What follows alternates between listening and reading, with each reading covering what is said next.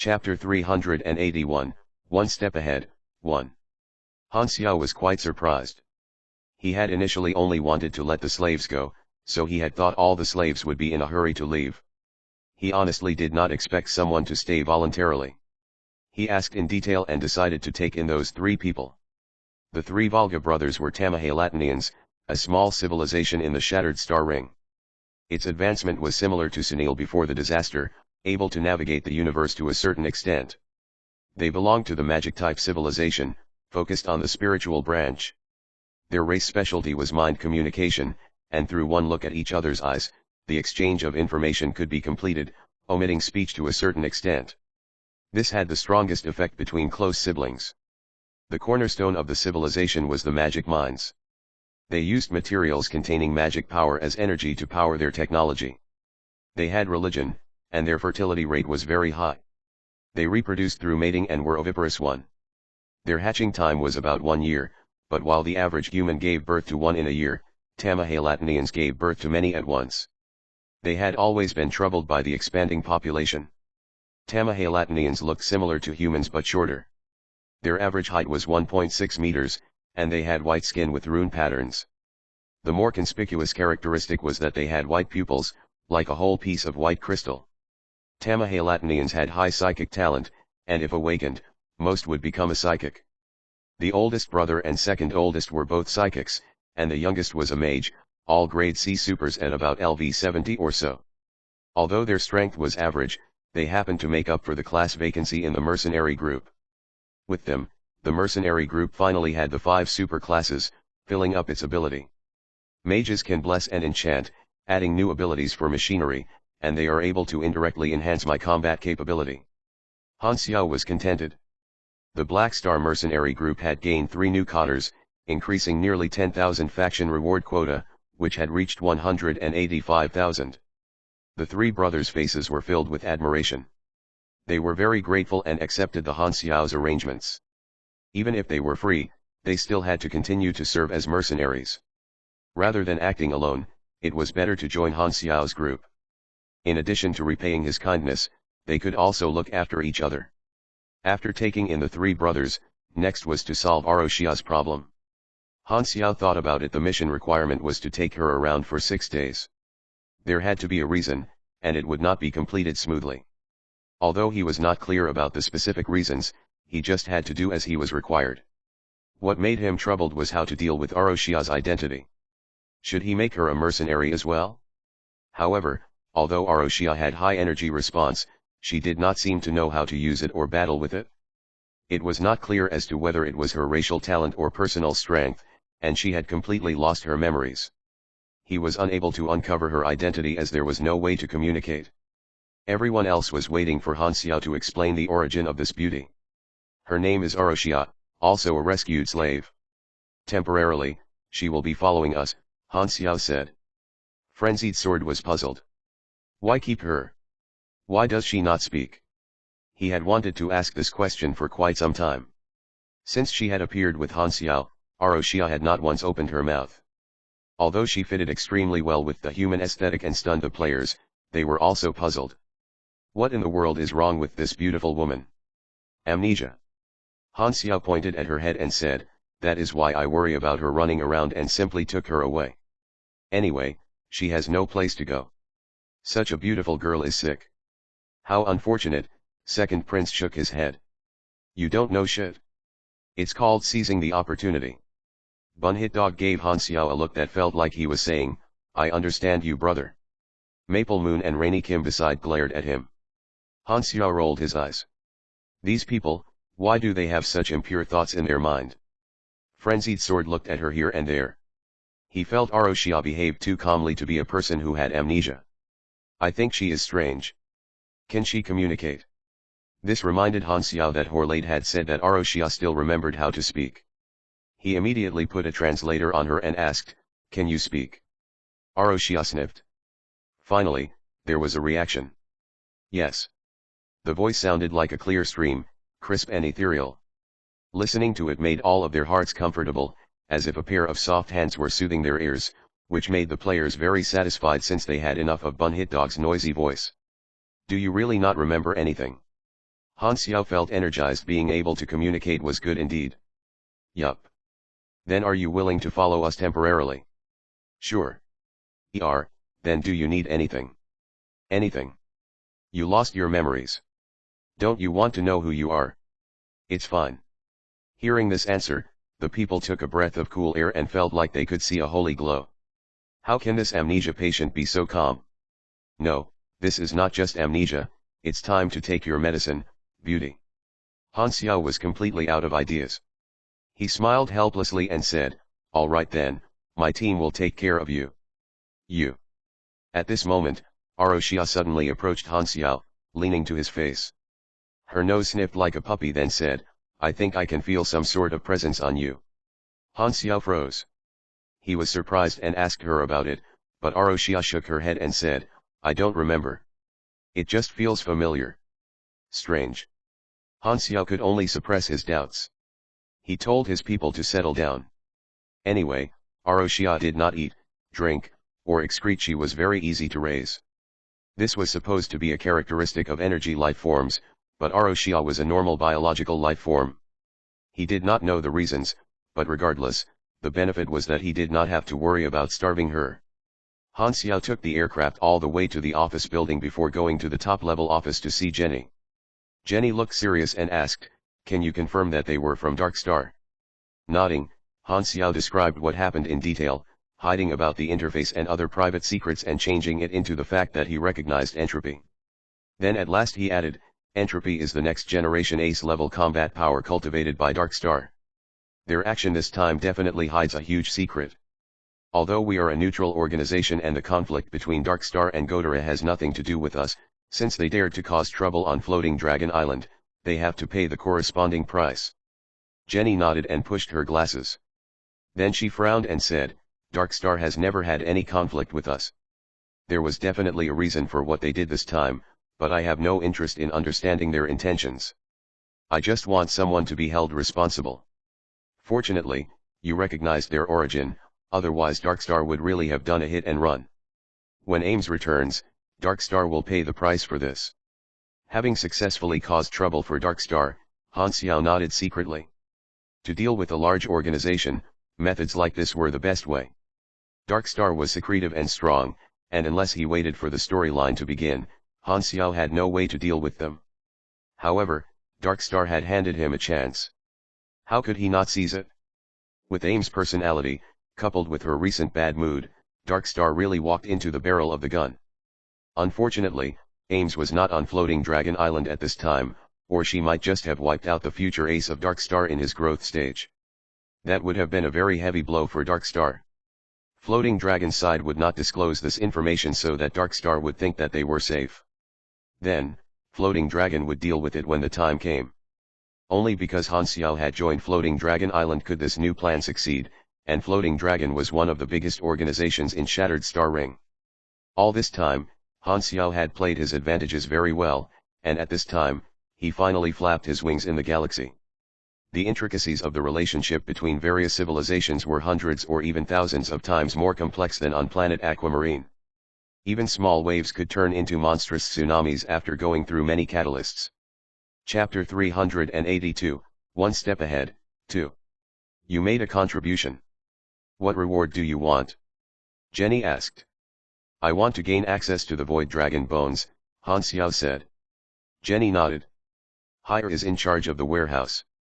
I'll let him know to give you a limited amount of Void Dragon material.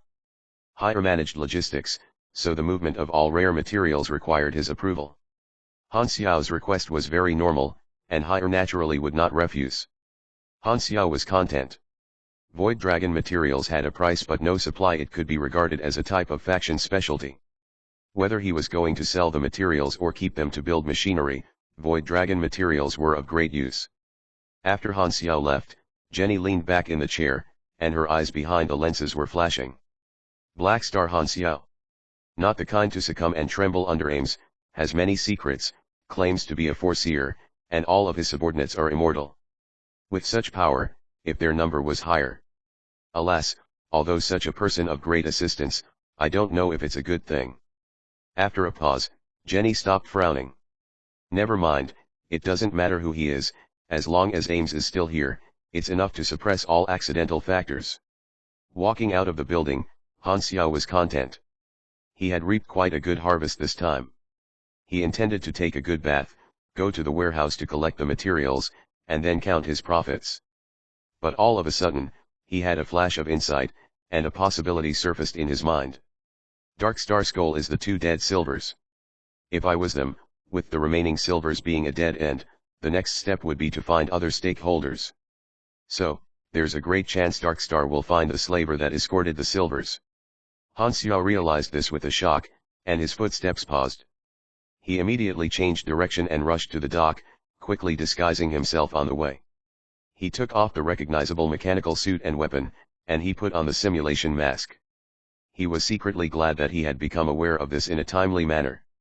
Little more than an hour had passed after the attack, so there was a good chance that Entropy and the others would hide for a period of time to avoid the limelight.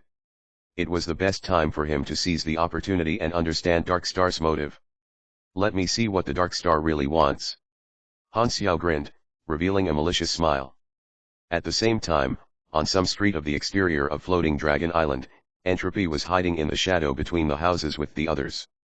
An aircraft passed by from above and did not see them. Entropy and the rest had escaped from the reconnaissance range, so they were basically safe. This operation ended up with no result, so no one looked happy.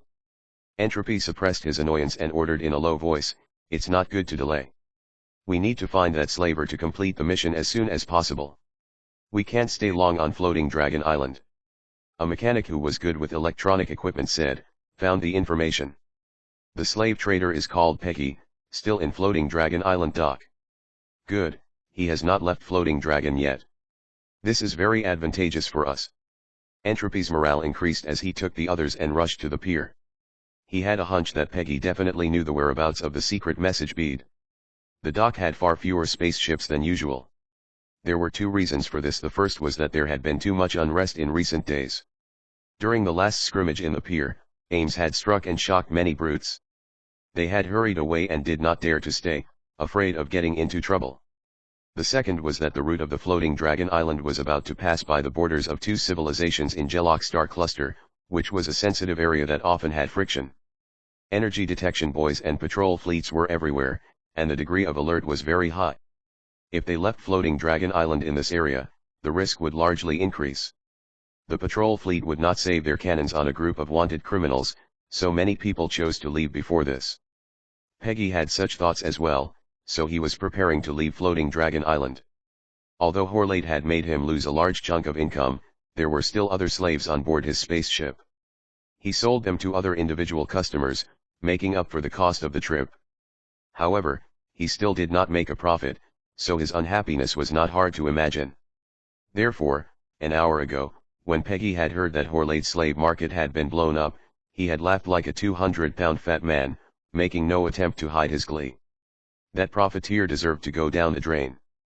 Peggy was in a very good mood. His legs were on the control panel in the captain's room, and he murmured, "The silvers have been rescued again, unfortunate. If I can rob them."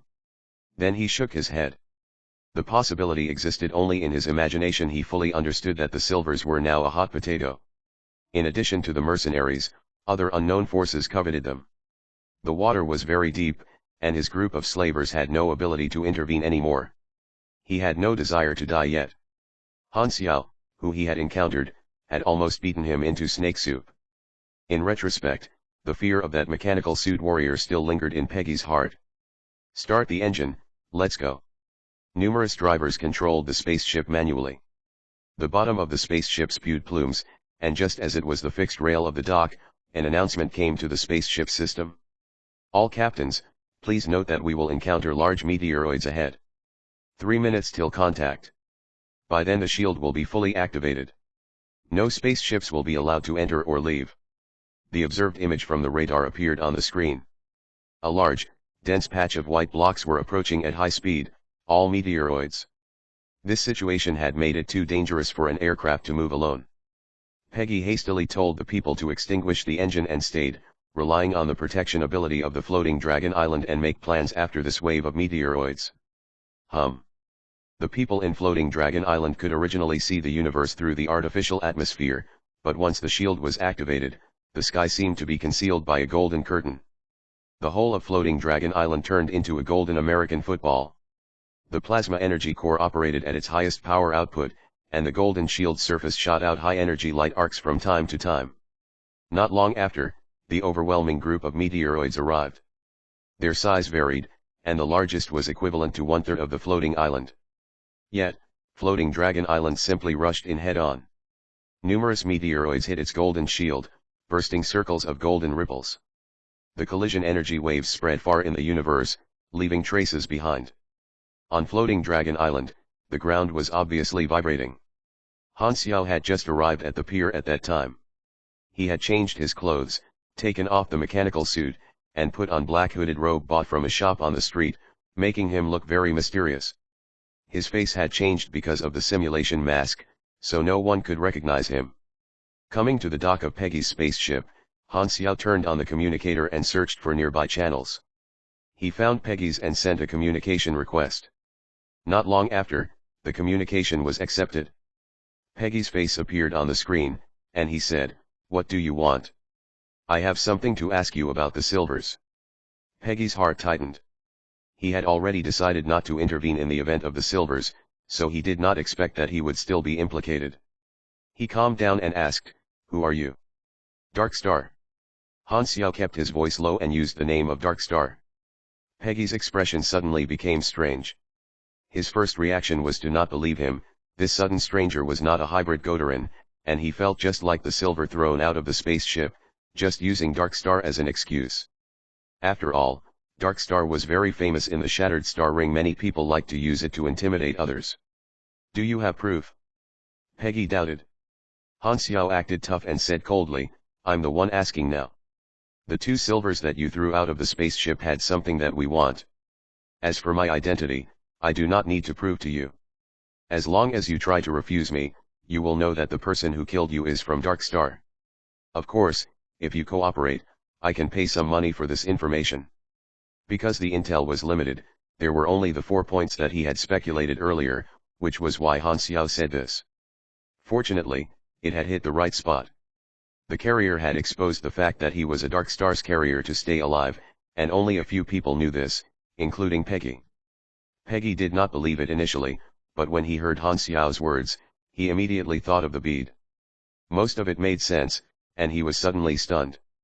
**T, was that silver really a Dark Star emissary? Did they really come to find him? Most of his doubts were gone. Now, Peggy was apprehensive and excited. In his mind, Dark Star was the great pioneer of saving Godara. This time, he had hit the jackpot. However, he killed Dark Star's emissary, so would there be a problem? He suppressed his excitement and hesitated, still uncertain of the authenticity of Han Xiao's identity.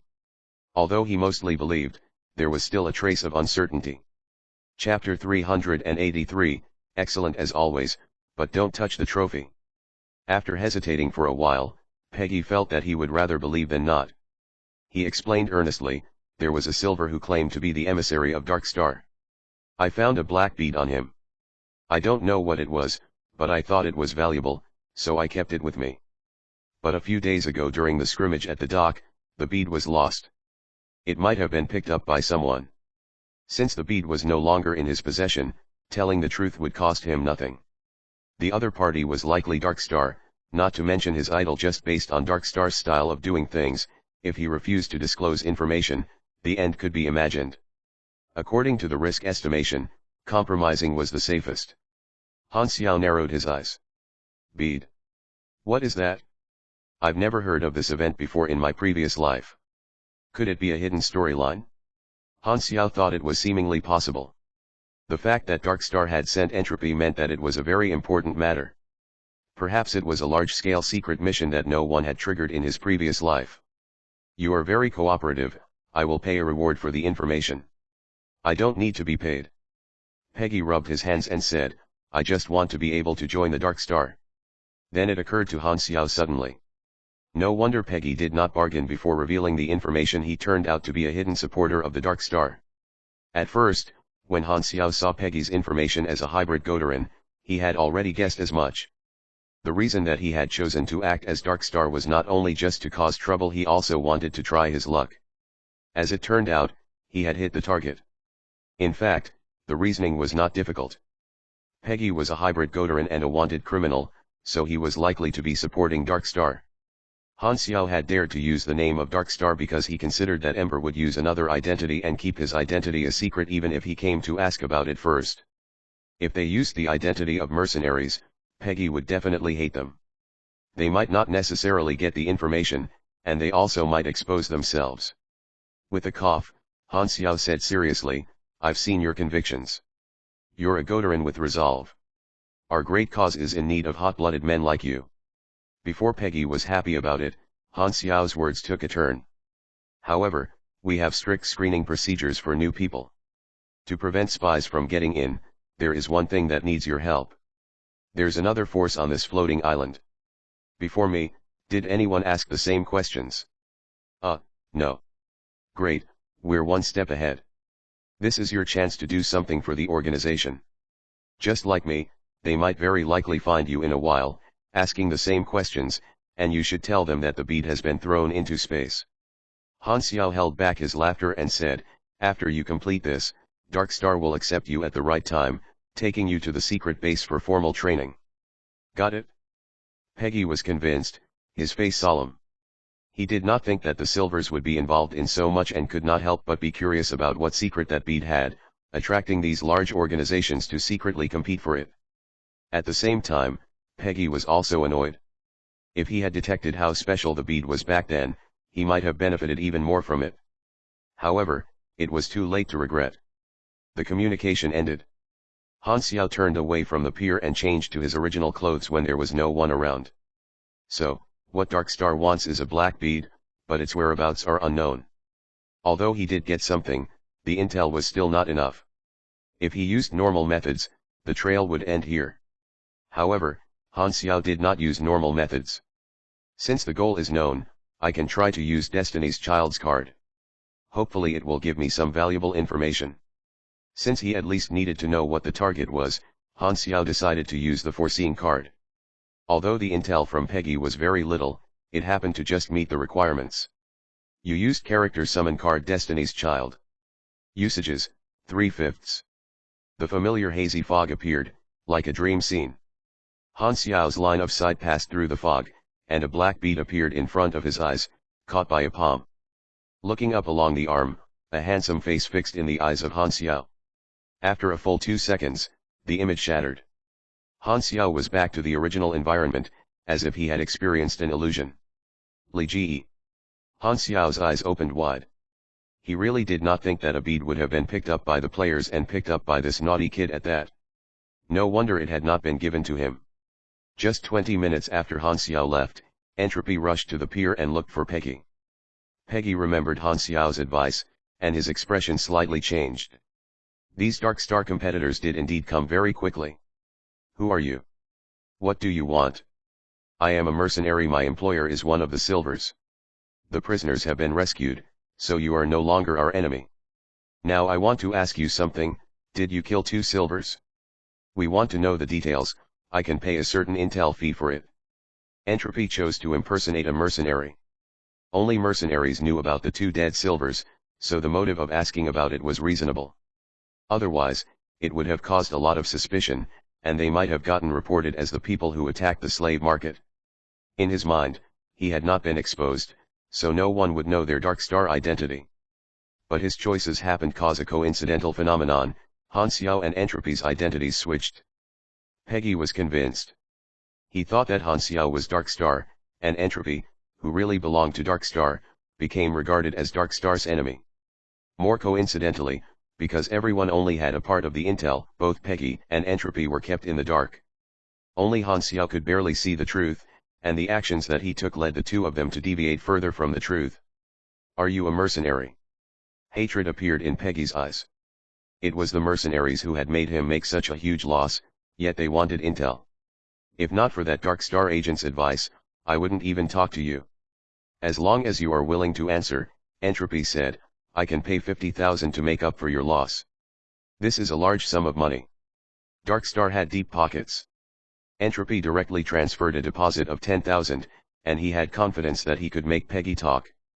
Even though Peggy was not a money slave, he was also shocked by this generosity. It did not look like mercenaries at all. His eyes turned around, pretending to be moved by the money, and started talking about the process of capturing the silvers, only hiding the secret message bead. As expected, Entropy listened to the very end and found the information that they wanted was missing. He had no choice but to make his goal clear. Did you get a black bead from these two people? What bead? Never seen before. I threw them out of the ship and was too lazy to waste time frisking. The thing you're talking about is probably drifting in the universe. Peggy sneered in his heart and lied, following Han Xiao's advice. A flash of disappointment flickered in Entropy's eyes. This was the worst result. If the carrier's corpse had accidentally been caught by a star's gravity, the secret message bead would have turned to dust as well. If absorbed by a black hole, it would also not ever be found. By the way, has anyone ever asked you the same question? Entropy suddenly asked. No, Peggy denied it immediately. Ember frowned and transferred the rest of the reward to Peggy before leaving with a heavy heart. Now, the trail had been broken. Their task force had no use, so they could only report it to the headquarters. In the spaceship, Peggy looked at the black communication screen before smiling, full of anticipation. Joining Darkstar had always been his goal, but because Darkstar was too mysterious, he had not had an opportunity to contact them. That had always been a great regret for him. And now, the opportunity that he had been dreaming of had fallen from the sky. I have made a contribution for Darkstar. After waiting for so long, I finally caught the opportunity. I finally, can join Darkstar. Near the ruins of the slave market, the players did not have to return to the guards. They were temporarily settling the Volga brothers and Aroshia down. They surrounded Aroshia like butterflies. Aroshia's beauty was literally otherworldly, so it was very pleasant to the eyes. Furthermore, she was a beauty suffering from amnesia. With Bunhit Dog as the representative, the hormones of most of the males were flooding, and they chatted with Aroshia excitedly. Aroshia was very calm. She did not have any interest in the surroundings, so she was only replying from time to time. On the side, the god players of the various clubs kept their distance, maintained their reserve, and chatted with each other. At this moment, all the Black Star Mercenary Group players triggered a new mission simultaneously. Find the bead. Mission introduction. Some time ago, Black Star lost a black bead. Anyone who finds it and gives it to him will get his reward. Mission requirements: turn in the black bead. Attached appearance. Reward: 180,000 experience, plus 200 Black Star Mercenary Group favorability, Sunil Officer Class Armor X1. Remarks: this mission is a competitive mission, only one person can receive the reward. Chapter 384, Darkstar Mothership. All the game players were in an uproar, surprised. How was the mission triggered? Bunhit Dog was at a loss. Should be a sudden mission, but why did Han Xiao only just realize that he lost something important? Maple Moon grabbed her chin and murmured with a thoughtful expression. However, the concern of the other players was different from her. They did not ask why, they just cared about the reward.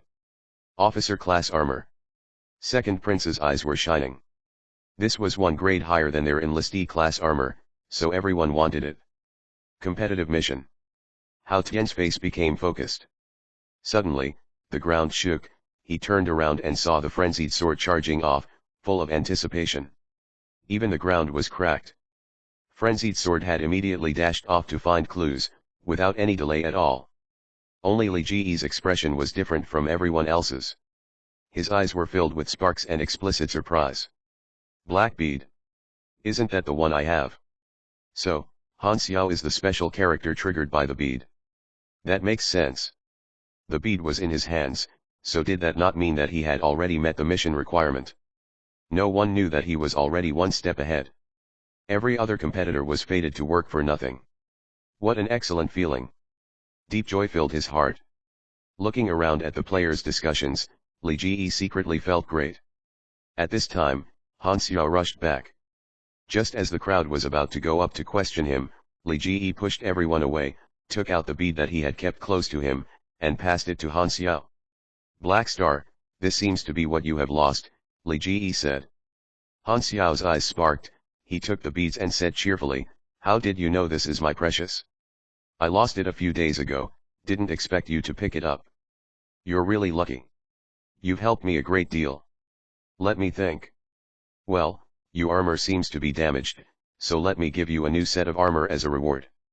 A satisfying smile appeared on Li Ji's handsome face, strongly contrasting the other players, whose faces were all stiff.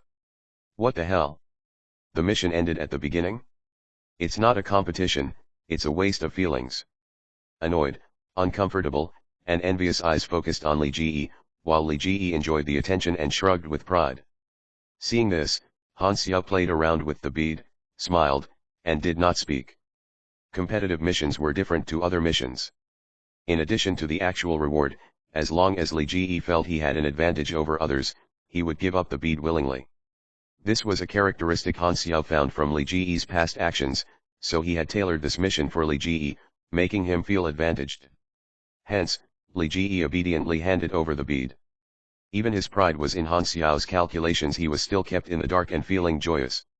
Walking to the side, Han Xiao looked at the notification on the interface. You have received an unknown item. Giving it to a special character will give you a very high reward, or you can take it to be identified. The item description of the bead was the same. Han Xiao sized up the bead. It was dark and smooth, giving off magical glow from time to time. He quickly filtered his memories in his mind. Something from the magic side, some kind of energy gem. Enchanting ball. Unlikely, Dark Star took it so seriously. This bead should be more precious, maybe a secret message bead? A secret message bead was a high-grade magic safe, only unlockable with a special verbal password. Its confidentiality principle was the precise magic seal formed by magic patterns similar to a maze. Only the password could trigger the eye. It was very complicated. Of course, since there was a lock, there was a corresponding method of breaking that lock. With the use of large magic deconstruction instrument to analyze the magic lock, or having high-level mages unlock it artificially, the secret message bead would thus be pried open. What's important is not the bead, but the things inside. Originally, he had thought that the bead would trigger a hidden mission, but it seemed like the secret message bead was just a prerequisite. Dark Star's goal could not be guessed with just a bead. The things inside were the key to unlock the next step. The introduction mentioned 2 ways to use it. One was to give it to a special character. Li Ji had no idea, but Han Xiao was not the same. Dark Star or Godoro were most likely the special character. The bead could be exchanged for a reward and determine which side he was on, and if he went for identification of the bead, it should trigger a hidden mission. Whichever option, he could choose freely. Han Xiao smiled slightly and was in a good mood. Initially, he had only been hired to rescue the silvers, but after unexpected twists and turns, not only did he join Floating Dragon, he also ruined Dark Star's plan. Now the secret message bead was in his hands, and Dark Star had been misinformed about the bead's location. A good result. In the Floating Dragon Island prison, the 3 large mercenary groups people were resting in their cells. Over the course of their confinement, they had already finished their conversation topics, and it was meaningless to dispute whether Black Star could complete mission. Anyway, they could only watch and wait. Everything depended on Han Xiao. Although Goa said to trust him, everyone subconsciously thought that Han Xiao had no chance. No one spoke, and their faces were all filled with boredom. The room was silent. Footsteps approached. They thought that it was the patrol guard, but unexpectedly, the person stopped in front of the cell and said, "Everyone, I have completed the mission." This voice. Black Star. Goa, Serlini, Porter, and the rest suddenly looked up and saw Han Xiao was standing outside the cell prison with a smile. "You rescued the silvers." Porter jumped up to the railing, staring at Han Xiao in disbelief. "You're not joking, right?" Serlini interrupted, with a doubtful tone but also some anticipation. Han Xiao directly took out the communicator. He had just contacted the employer. The employer had learned that his companions had been rescued again and was very surprised. Han Xiao had saved them a large sum of money, so the employer was not stingy with his praise, almost complimenting him up to the sky. Han Xiao, of course, did not know that there had also been an argument among the employers. The captain who chose to trust him was the happiest, feeling that Han Xiao did not disappoint him, and the person who had suspected it had nothing to say, especially the people who suspected that Han Xiao had worked together with Horley to scam them. They felt rather ashamed. The employer personally confirmed that his companions had been rescued by Han Xiao, and the hundreds of mercenaries simply stood up with their mouths wide open. The vast majority of mercenaries initially had no hope, everything had felt helpless when they got caught, and they had no choice but to give the mission to Han Xiao. Yet, Han Xiao really succeeded. Goa clenched her fist and said with bright eyes, "You have lived up to our expectations." Han Xiao raised his brow and complained, "Is that so? The way you guys are acting now looks like you never had any expectations." The mercenaries scratched their heads, embarrassed. When Skyring, Blades, and Purple Gold, the three famous armies joined this mission, although the Black Star was a teammate, they had felt some sense of superiority despite not showing it on their faces. In the eyes of most of the mercenaries, Han Xiao's team was just an optional add-on. However, it was the people that they had underestimated who had completed the missions alone when everyone else was powerless. All the mercenaries were embarrassed. After being happy for a while, they controlled their emotions. Sir Lini asked about what happened, and Han Xiao described the relevant parts. Of course, he hid the things about Dark Star and such. After he finished, Sir Lini shook his head and said, Horlade wanted to use his companion to blackmail the Silvers. The thought was very good, but the result was him losing everything. This is what greed does. Han Xiao nodded. Horlade had been blessed with a lot of choices, but his appetite was too big. If he had sold the Silvers earlier, he would not have been targeted. The word greed was close to the word poverty. The mission was completed successfully, relying on Black Star mercenary group. Naturally, after this achievement, the mercenaries recognized Black Star's capabilities and admired them. In addition to informing his comrades, Han Xiao visited also to ask about when they would be released. Our superior in the army paid the compensation. They are rushing to Floating Dragon, and when they arrive, we will be free. So it'll probably be just a few more days, Goa said. A few days. That's not too bad. Han Xiao nodded. The good stuff was in his hands, and the mission was completed. He wanted to leave together with the three large mercenary groups, return to get the two-class advancement knowledges from the Silvers, and combine them into compression technology. Only then could he be considered to have stepped into the new level of a mechanic. He had been looking forward to this day for a long time. He did not want to stay in the Floating Dragon. Trapped in one place was not conducive to the development of the mercenary group. His faction was the basis of the blueprint, and although there were many benefits in Floating Dragon, the opportunities were limited, far less than the vast universe. However, Han Xiao could not give up the Floating Dragon faction. He hoped to submit an application for field activities so that he could have the best of both worlds. There are still a few days left. I hope I can convince Ames. After Han Xiao left, the prison was no longer filled with boredom. It was filled with a happy and relaxed atmosphere. The mercenaries' main worry had been resolved, so they were very contented. In the cell, Sir Lini and Porter were thinking of the same thing. I wonder if Black Star will continue to be a mercenary. His team is very capable, and he has Floating Dragon as a backer now. They're not the small mercenary group without any backing anymore. By the time this thing ends, I will request that the superiors form a partnership with Black Star mercenary group. We can't let Skyring have them exclusively. In order to let the floating island travel freely in the universe, Ames had equipped it with top-of-the-line devices. The shield generator was from the Revelation-grade main ship of Federation of Light, and the plasma engine was from the Horn-grade assault ship of the Crimson Empire. Its voyage performance was extremely good, and although Ames had bought all these devices using her own influence, she had still paid an outrageous price for it. Floating Dragon Island passed through the meteoroid shower safely, and a lot of spaceships took off immediately after the shield was deactivated, leaving the floating island before it entered the boundary of the two civilizations. A few days later, Peggy's spaceship had long been away from Floating Dragon Island. It was slowly sailing in an unpopulated star zone. There were no fixed stars there, only dead gray planets filled with dead silence. Suddenly, folds appeared in the dark space ahead, and a huge object hundreds of times larger than Peggy's spaceship came out of stealth mode, stopping in front of Peggy's spaceship. The size comparison was like a bean and a watermelon.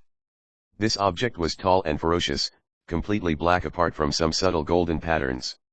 It did not have a streamlined shape but consisted of two isosceles trapezoids fused together from their bases, like a prism. This was not a normal spaceship, it was Dark Star's medium mothership, similar to a mobile base, containing a large number of combat ships. One mothership signified a fleet.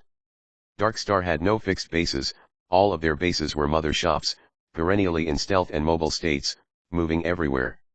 That was why the organization was mysterious and difficult to contact. No one could grasp Dark Star's position. They hid in the dark and waited for an opportunity to make a move. The scavengers of the ship were shocked and began speculating. Peggy was overjoyed when he saw this. Dark Star did not break their word. They've come to take me in. Chapter 385, Murder and Turn Point. At this moment, Peggy thought that the Dark Star mothership had specifically come just to take him in. For him, the Dark Star had made such a large display. He felt the attention from Dark Star and was moved to tears. The spaceship approached the connecting channel, and the mothership captain waited at the channel entrance with other troops.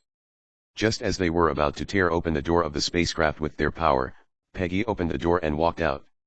Seeing everyone was a hybrid Godarin, Peggy was filled with excitement. He had finally found the organization. With an excited tone, Peggy said, "I've been waiting for you for a very long time." Dark Star warriors initially had cold expressions, but now, they could not help but look at each other in bewilderment. It was the first time that they had seen a target who not only did not resist but also took the initiative to cooperate, looking like he had just returned home. Did this guy not fear death? Bold. The captain nodded in approval before waving. Seize them. Dark Star warriors swarmed in. Peggy was pressed on the ground, all the while thinking that this was Dark Star's welcome ceremony. He confidently shouted, "Rest assured, don't have to doubt my loyalty, I absolutely will not resist." "Boss, I think they are for real," one of his men said with a sad face. Peggy glared and yelled, "Shut up. What do you know? This is a method to test our loyalty." The Dark Star warriors cuffing Peggy heard this and sighed. "If everyone could be as cooperative as you, it would save us a lot of trouble." The scavengers were taken to prison and tied to a black metal execution column. The captain walked up to them and said coldly, "I need you to answer my questions honestly. Among the silvers you captured, one of them was carrying what we want, a black bead. Where did that bead go?" Although Ember had already gotten the answer, the style of the Dark Star was never to just trust easily. Letting go of the rest easily was not a terrorist organization's code of conduct. After Ember reported to the headquarters, this Dark Star spaceship had been on standby in the Fawn Galaxy and immediately jumped to intercept Peggy. Their first goal was Peggy's spaceship route recorder so that they could search along the route where the silvers were thrown out. The second was to interrogate Peggy. Dark Star believed that torture could get more information than normal inquiry pain could make people honest. Peggy was stunned. "Didn't you already ask me?" "Indeed, I want you to tell us again," the captain subconsciously replied. Suddenly, he paused, and his expression changed. "Wait a minute." He thought that Peggy was referring to Entropy, but with some thought, it did not make sense. Entropy had pretended to be a mercenary, so how did Peggy recognize that Entropy was a Dark Star member? Entropy, who was listening from the side, opened his eyes wide in disbelief. "How could I have been exposed? I did not reveal any flaws. How did you know the person who asked you belonged to Dark Star?" The captain grabbed Peggy's neck, slowly adding force. Peggy's face turned purple, almost suffocating, and he opened his mouth with difficulty. The interrogator, Clay claimed to be a Dark Star agent, cough cough cough. Entropy frowned. "Captain Sarada, let go. You're strangling him. Let him finish the whole story." Captain Sarada backed off, and Peggy coughed loudly, as if he was going to cough out his lungs.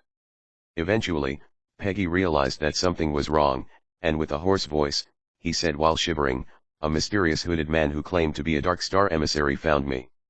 His target was that black bead as well, so I told him of its whereabouts. I have always admired you, so when he promised to let me join Dark Star as long as I lied to the next group of people that came to ask about the bead, I agreed readily. Not long after, a self-proclaimed mercenary came. I followed the orders that the Dark Star emissary gave me and got rid of him."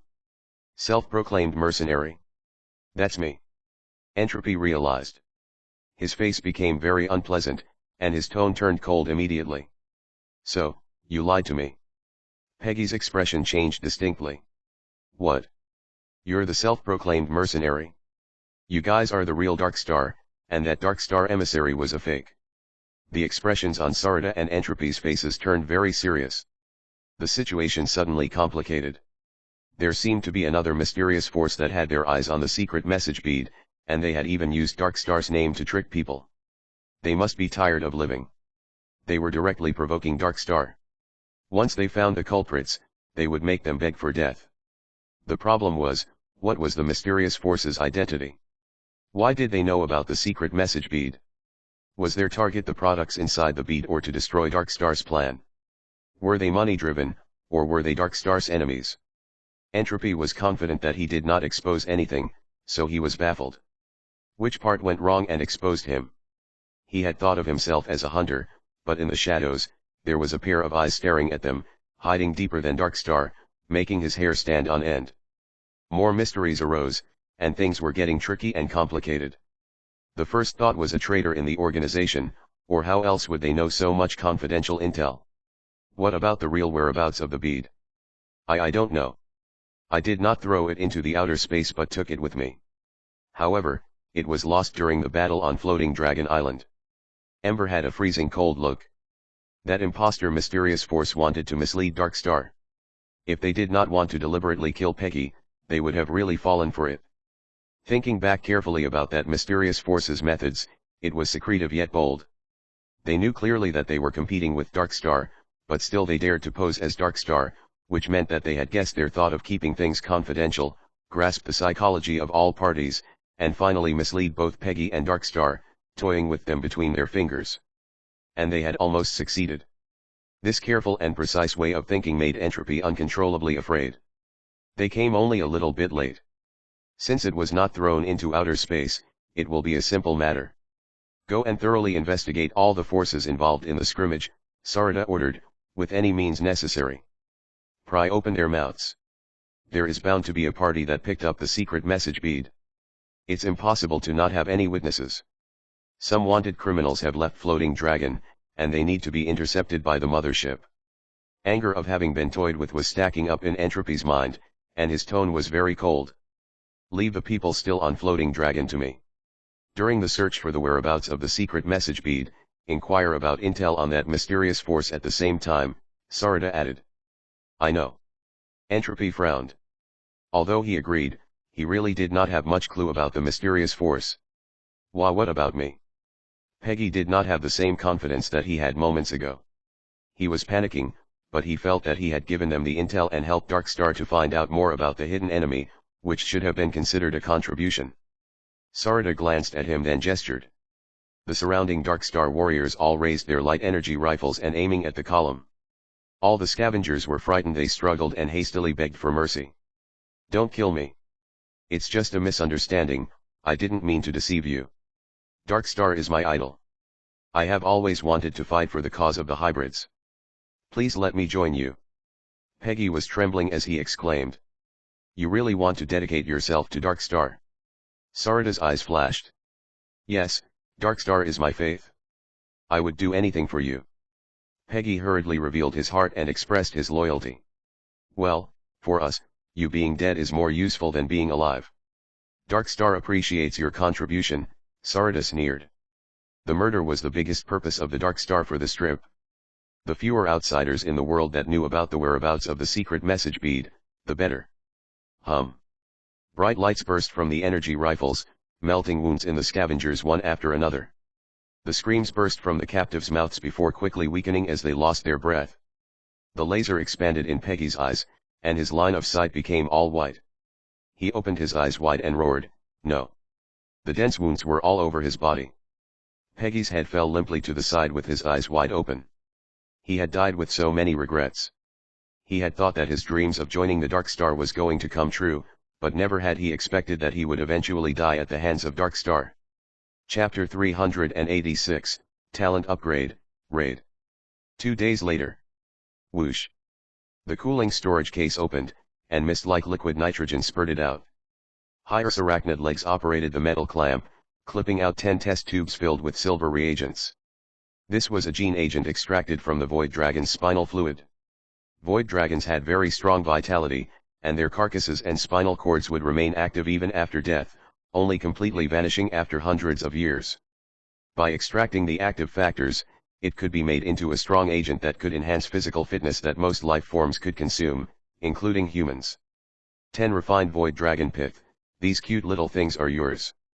The sharp teeth in Haire's mouth moved, and the insect language was translated. The substantial reward that Floating Dragon had given to Han Xiao was 50 kilograms of void dragon bones and 10 tubes of dragon pith.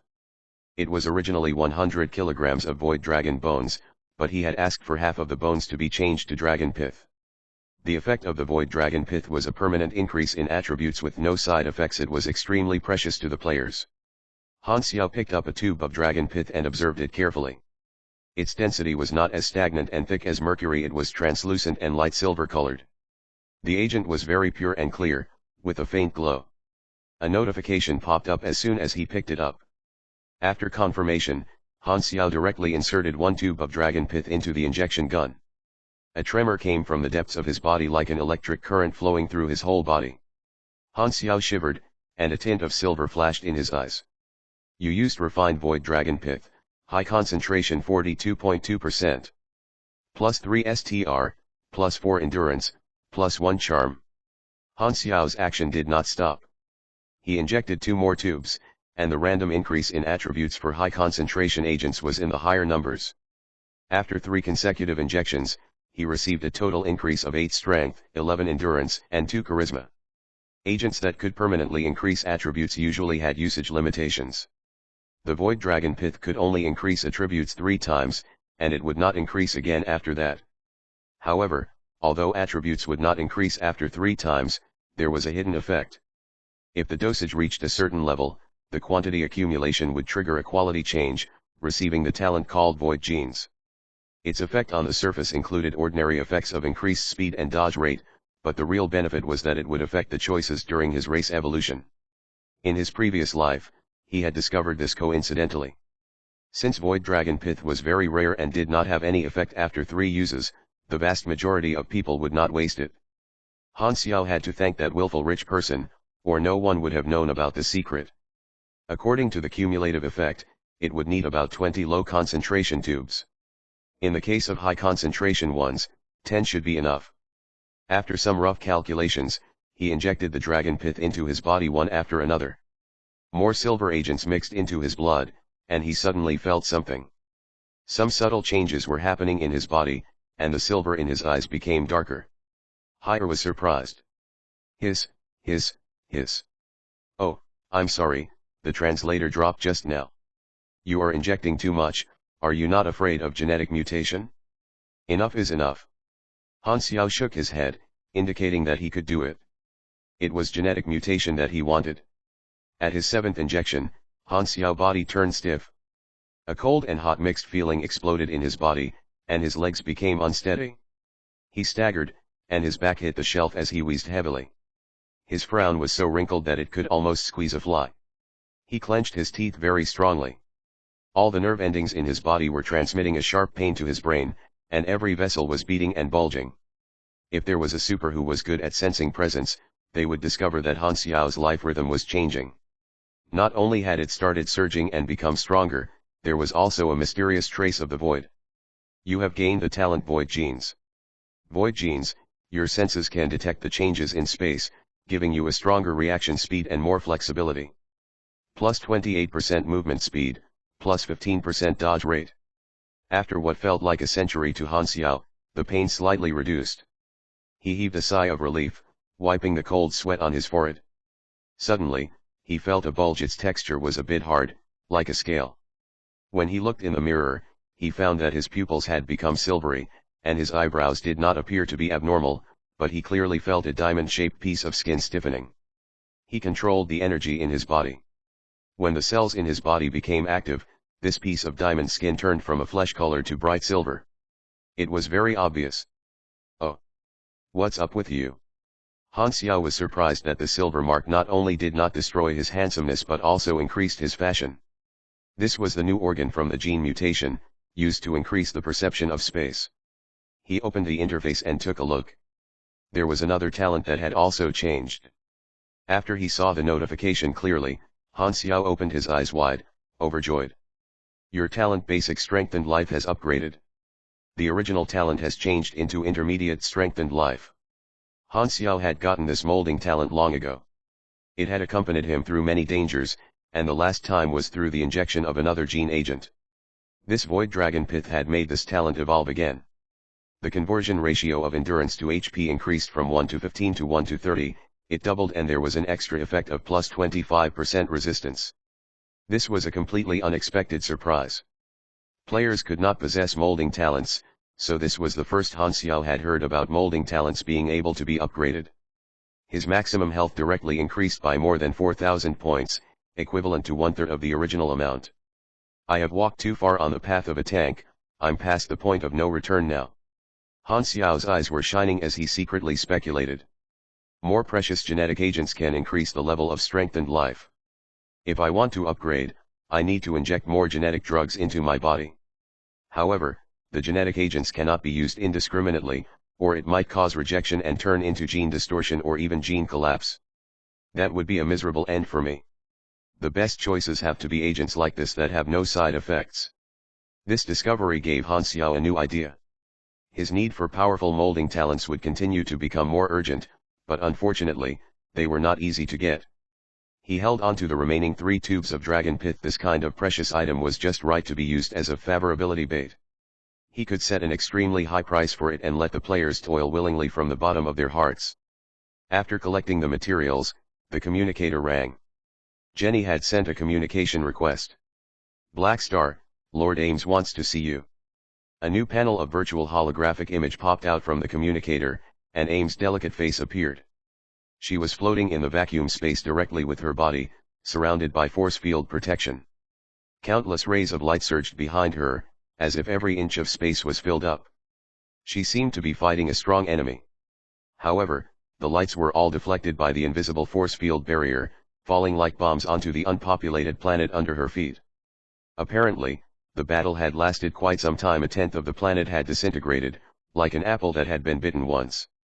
Shattered meteors and dust rotated around the planet, mixed with the gas and forming a cloud ring. If they fought any longer, this planet might end its life billions of years in advance. With just a glance, Han Xiao was sure that Ames was fighting another beyond a grade super of the Shattered Star Ring. In less than 3 days, the Galactic News would definitely broadcast the following content. Shattered Star Ring News: 2 super strong individuals fought willfully, innocent planet turned into tragedy.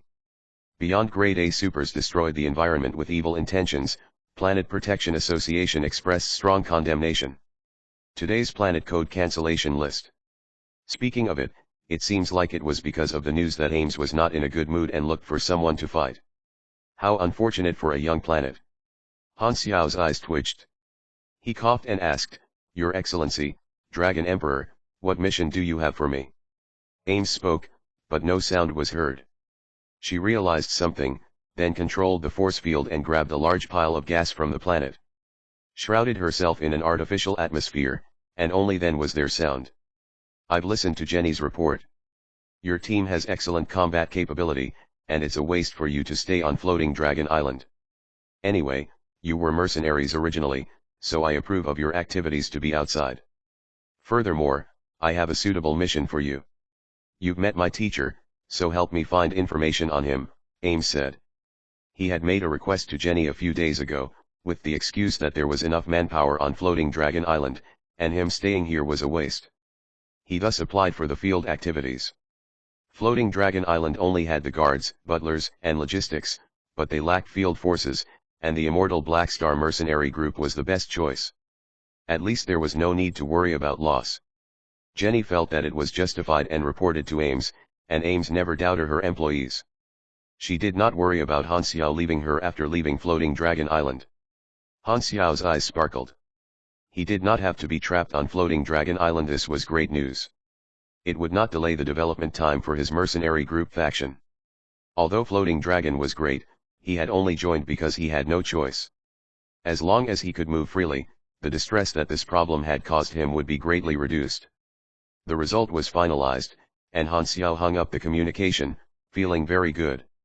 The superiors of the 3 armies would soon arrive, and then he could follow them back to complete the mission. Things are going so well. Han Xiao had a happy face. Was he finally getting lucky after all the unlucky events that he had been through? Aroshia was waiting at the door until Han Xiao waved his hand and took her away from the warehouse. He was worried about leaving Aroshia to run around alone, so he always brought her along whenever he was free. He entered a deserted street, and after walking for a while, the relaxed expression on Han Xiao's face suddenly vanished. Han Xiao frowned, feeling that the atmosphere was strange. He took a step and shielded Aroshia behind her back, then looked around vigilantly. Good senses. The voice of a person seemed to come out of nowhere. With a cold tone of judgment, containing the confidence of his own superior strength, Han Xiao felt the voice was familiar. At the same time, hard walls suddenly extended from the ground around them, covered the sky, and trapped the two of them like a cage. The soldiers of the Dark Star Task Force appeared and surrounded the two people. Entropy stood at the forefront. He stared at Han Xiao with an expressionless face, as if everything was under his control. Black Star Mercenary Group Captain, we need your help. Come with us. Not resisting will save you some pain. Han Xiao's eyes became extremely serious. Chapter 387, Familiar, Witness. 2 days ago, Darkstar had coincidentally seen through Peggy's lies. Because of that, they had changed the strategy. They did not have to look for a needle in a haystack anymore. Since the secret message bead was on Floating Dragon Island, they only needed to lock onto the organizations involved in the scrimmage at the dock to find out who picked up the bead. The search range became countless times smaller. The mercenaries had been the main cause of the scrimmage at the dock, so they were the main focus.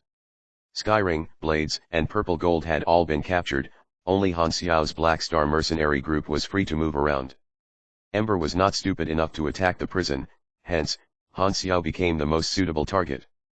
And so, they laid this ambush. Seize Black Star, take control of the captain of this small mercenary group, make him obey orders obediently, then use his identity to move in and out of prison to ask whether the secret message bead had been picked up by any other mercenary. After all, the first line of Dark Star Task Force Action Manual was in order to reduce the risk of exposure during field missions, avoid using violence as much as possible. If the target can be bribed with money, most of the money spent can be snatched back. But from what Dark Star knew, the mysterious forces that plotted for the secret message bead were hidden on Floating Dragon Island. That force had come to know the truth before them and was very likely to have contacted the mercenaries before them. After what happened with Peggy, Entropy did not want to be toyed once again. So, he decided to do things the simple way, by using force. As a member of a large, violent terrorist organization, they always felt a sense of superiority when facing mercenaries. They were like a god of death hiding in the dark, cool, and stylish. Whereas mercenaries were like labor workers, without belief, and would do anything for money, not even matching up to bounty hunters, who were dedicated to catching wanted criminals. Saying I am from Darkstar and I am a mercenary felt completely different. The name of Darkstar was feared by countless races. In contrast, although the mercenary industry was extremely large, it was scattered. It was like the difference between a stone and a sandcastle. Darkstar would only pay attention if it were large armies like Skyring and Blades. In the case of a small mercenary group with around 50 members and their strongest member being only Trade B, it was a piece of cake. Who are you people? Han Xiao asked deliberately while narrowing his eyes. A word of advice for you, if you want to live a little longer, put away your curiosity and don't ask about our identity. Don't get caught up in trouble, Entropy said coldly. He thought that Han Xiao would definitely be surprised by their identity. What he did not know was that Han Xiao was the witness the night they took the slaves away. Thinking that this was their first encounter with Black Star, they maintained their mysterious identity to put pressure on Black Star, not knowing that Han Xiao knew exactly who they were. Han Xiao looked around. The walls Entropy built formed a coliseum-like cage. There was a total of 8 Dark Star warriors surrounding him in the middle. In addition to Ember, the other 7 were not some nobodies, they were all grade B supers. 7 opponents with the same grade, plus Ember who was grade B+. The increase in difficulty when facing multiple opponents was not as simple as addition. With a variety of abilities working collaboratively, Han Xiao was unsure of how long he could last against them. Furthermore, he had the burden of Aroshia, so it was a tricky situation. Han Xiao tried to use the communication channel, only to hear the sound of electric currents. Don't waste your time. Strong signal disruption devices have been planted nearby, so no messages can be sent out. You can't call for help, Entropy said indifferently. It seems that you think you've got me in the palm of your hands. Han Xiao kept calm and said, since I have no way to escape, tell me what is it that you want me to do, and maybe we can agree to some terms. I don't want to fight a meaningless battle. We want you to ask the mercenaries about the whereabouts of a black bead, Entropy said. Hearing this, Han Xiao analyzed quickly in his mind without changing his expression. It seemed that Darkstar was able to pry out the truth from the mouth of Pecky. They most likely also knew that there is an imposter using their name who is also competing for the secret message bead. But they don't know that the imposter is me. I've been attacked this time not because I'm exposed but because I happen to be one of the targets. This is very crucial. They don't know I have the bead. If I pretend to cooperate, I might be able to get myself out of this. He was more concerned about how much Darkstar knew. At this point, it seemed that he just happened to be a typical mercenary. Him imposing as a Darkstar agent had not been exposed. Compromising with Darkstar was not out of the question.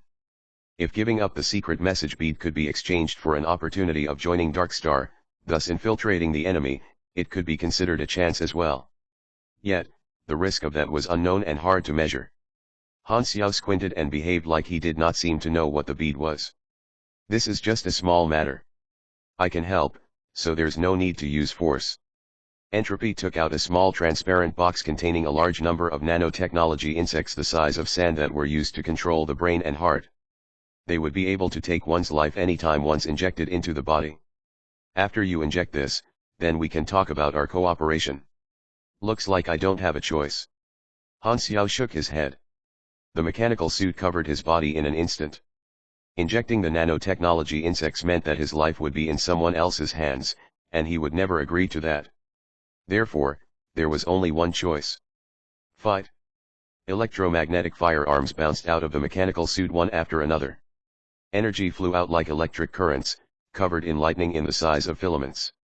Han Xiao was not only holding firearms in both his hands, but he also controlled the rest of the firearms with his energy, firing in all directions. 2-2-2-2. In an instant, bullets covered in blue lightning blossomed outward from Han Xiao in the center like a dark blue rose. A battle suddenly erupted. Moving snipe, field controlling vision, magnetic vision data flow, surging mechanical force, and overload, a variety of abilities were activated by Han Xiao instantly.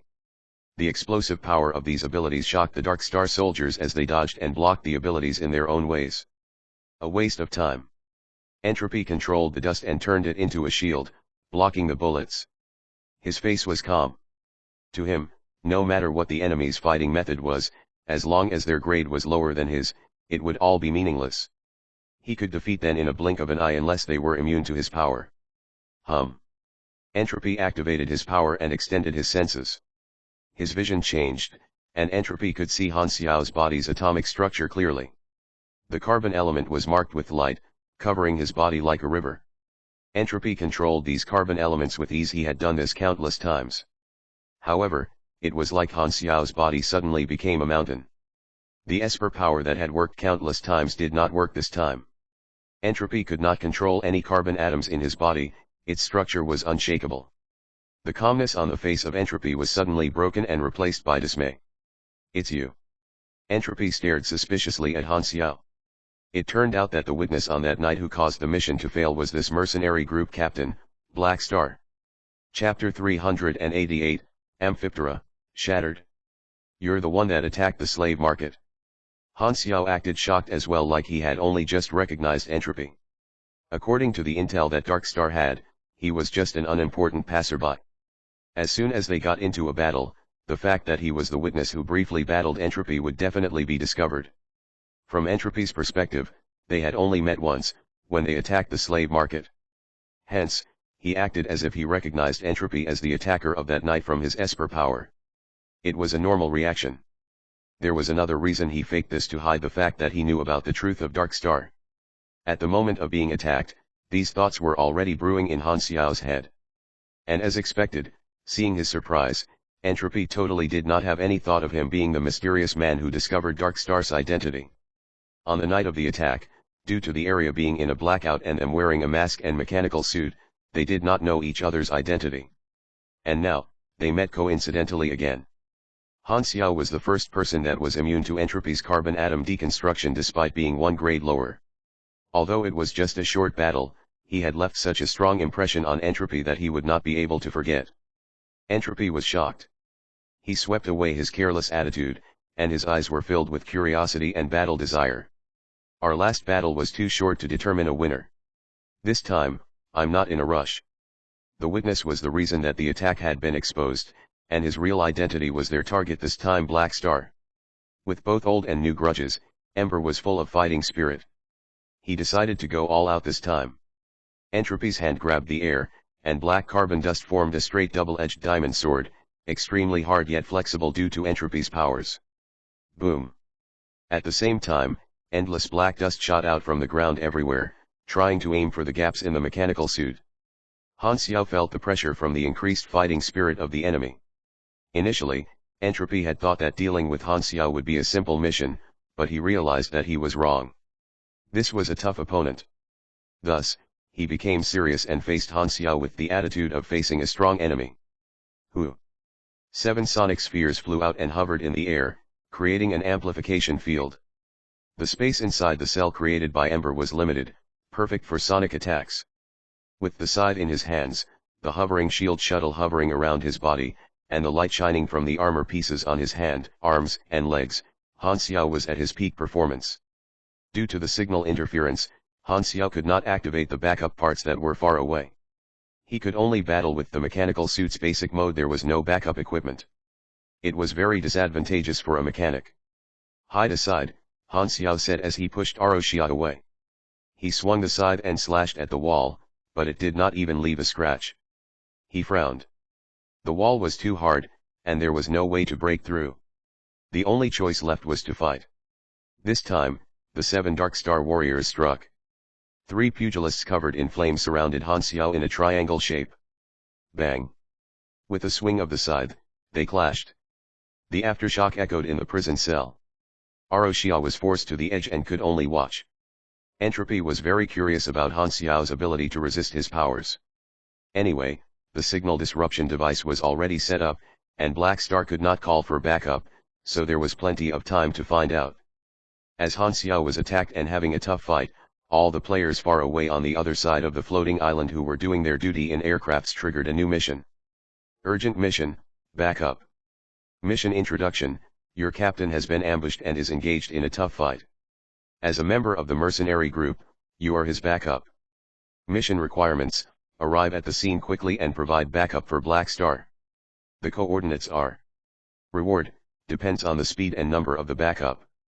Rejection consequence: -300 Black Star mercenary group favorability.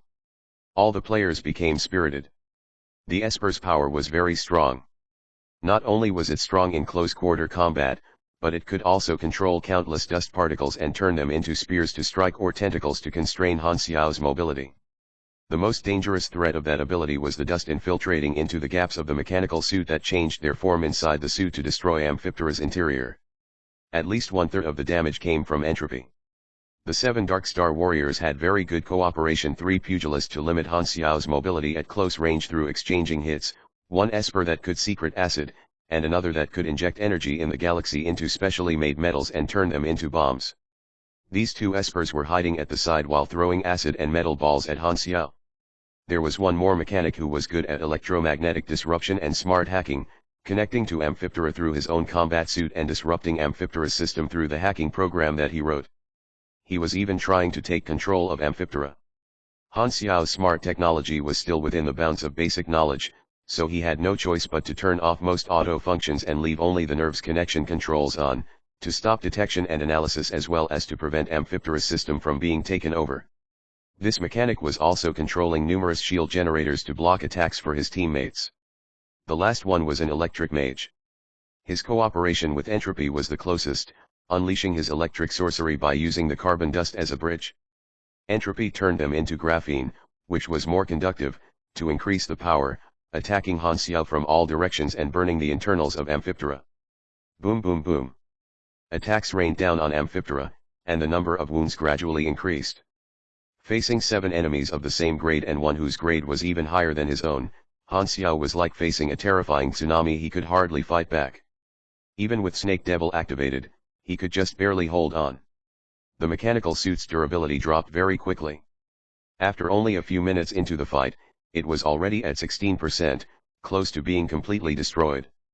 Han Xiao took a deep breath. He poured all the energy into the mobility device, and with a sharp arc, he escaped from the close-range battle and headed straight for the Esper who could secrete acid. He closed in extremely quickly while firing a shot at the mechanic to make sure he could not control the shield to protect his teammate. Then, with a swing of the scythe, he was about to slash at the Esper. Burst! Entropy yelled as he clenched his fist. Before Han Xiao could land the attack, Entropy could give the wounded Amphiptera one last attack to destroy it. Countless spikes formed inside Amphiptera within a second. The mechanical suit became covered in holes and was on the brink of shattering. At this moment, a blurry white light bloomed.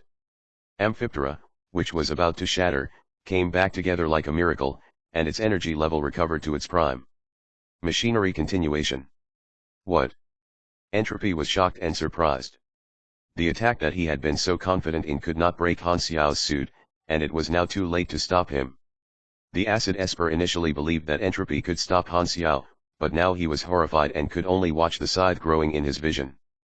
Flaming will. Swoosh. With a flash of light, blood spilled all over. A ferocious wound extended from the acid Esper's head to his chin, splitting his face in half. His health dropped a large chunk in an instant. Ah! The acid Esper fell to the ground and writhed in agony as blood gushed out from his face. Entropy hastily moved him away before Han Xiao could land another hit. The next moment, Amphiptera crumbled into pieces. Machinery continuation made Amphiptera last for 5 seconds longer, and in this time, Han Xiao landed this hit and heavily injured one of the enemies even while he was under siege. Han Xiao was breathing heavily. He had wanted to get rid of that guy a long time ago. It was so disgusting to have him keep spitting acid at him. Entropy had a very gloomy expression. His subordinate was heavily injured, and his mistake was partly to blame. Anger arose from inside his heart. This was a pure accident, and it was not going to happen again. Black Star had reached his limit after lasting for so long.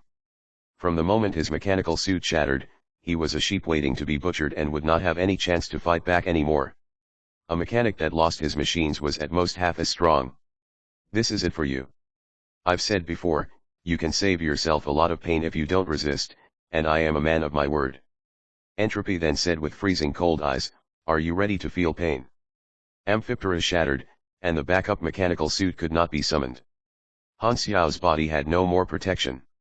He glanced at the broken parts all over the floor, but his expression did not change at all. He did not seem to be bothered about his current situation.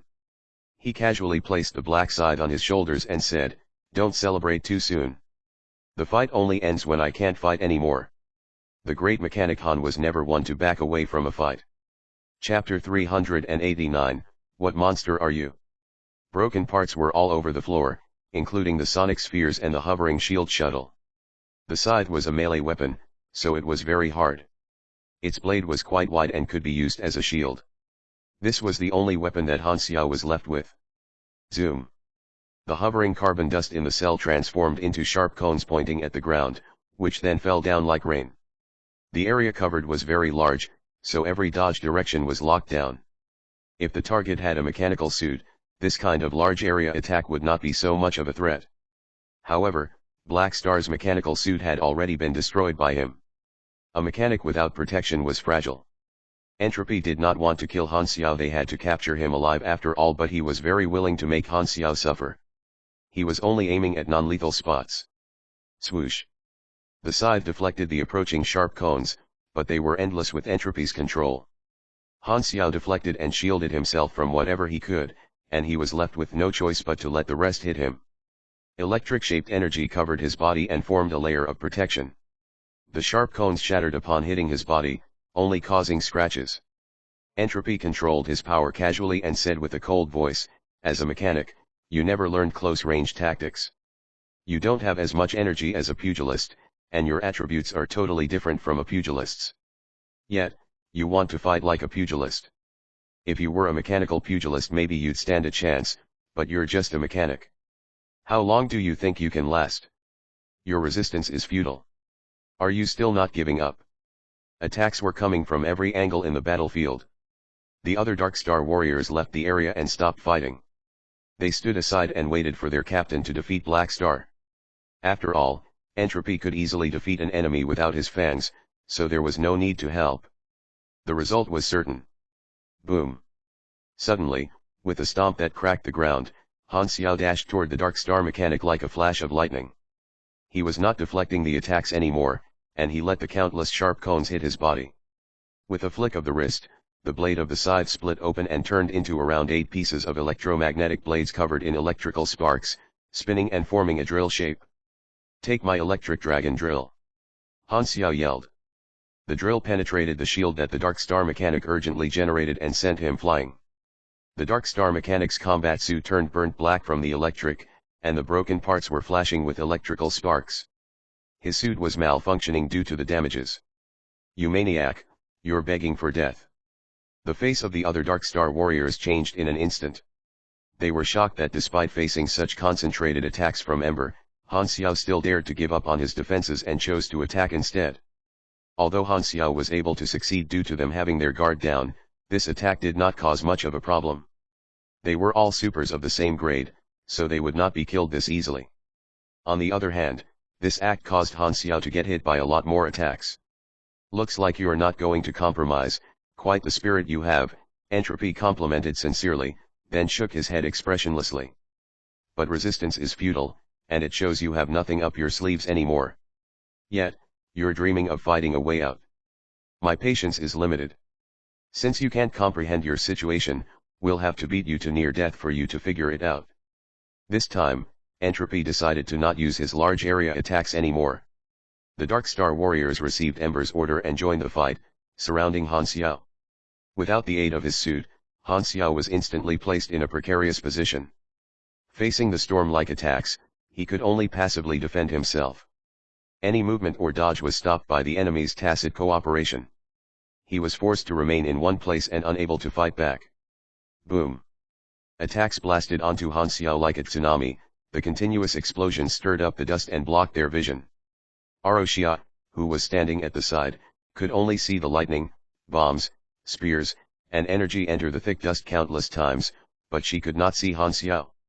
Endless explosions and clanking sounds filled her ears, but there was no growl or scream of agony.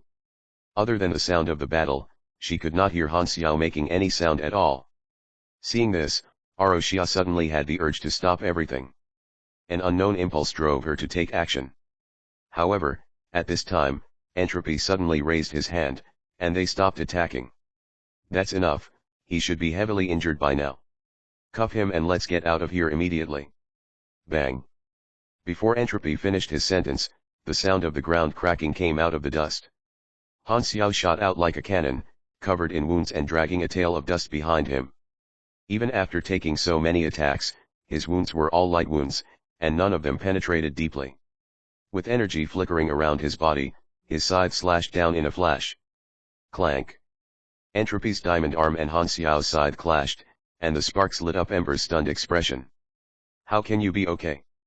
They were shocked. After receiving so much damage, even if he was a pugilist of the same level instead of a mechanic, he would have been heavily injured. Yet, Han Xiao was still so alive. "How are you more tanky than a pugilist?" He, Han Xiao looked up. Half of his face was covered with blood, but his face was full of mockery. He laughed with a husky voice and said, "Is this all you have? Are you scratching an itch for me?" Ember's face was filled with rage. He activated his power, and carbon atoms turned into a snake, hitting Han Xiao's chest heavily, pushing him back in the midst of dust, and pressing him on the floor. "Continue!" Ember yelled furiously. "So what if you're tanky? You're nothing but a living target. We're the ones that have the upper hand." The Dark Star warriors took a deep breath and raised their focus level once again. Attacks submerged Han Xiao for the second time.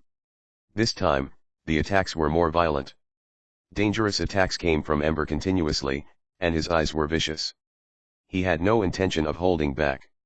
Seeing this, ripples formed in Aroshia's eyes.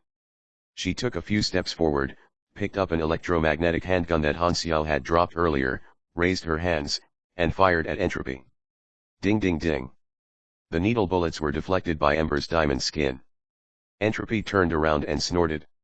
With a casual swing of his hand, he controlled the carbon element in Aroshia's body and slapped her into the floor, immobilizing her.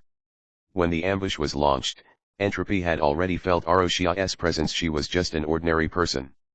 So, Entropy did not care about her and left her on the side. Now that she had fired at him, Entropy was not bothered at all.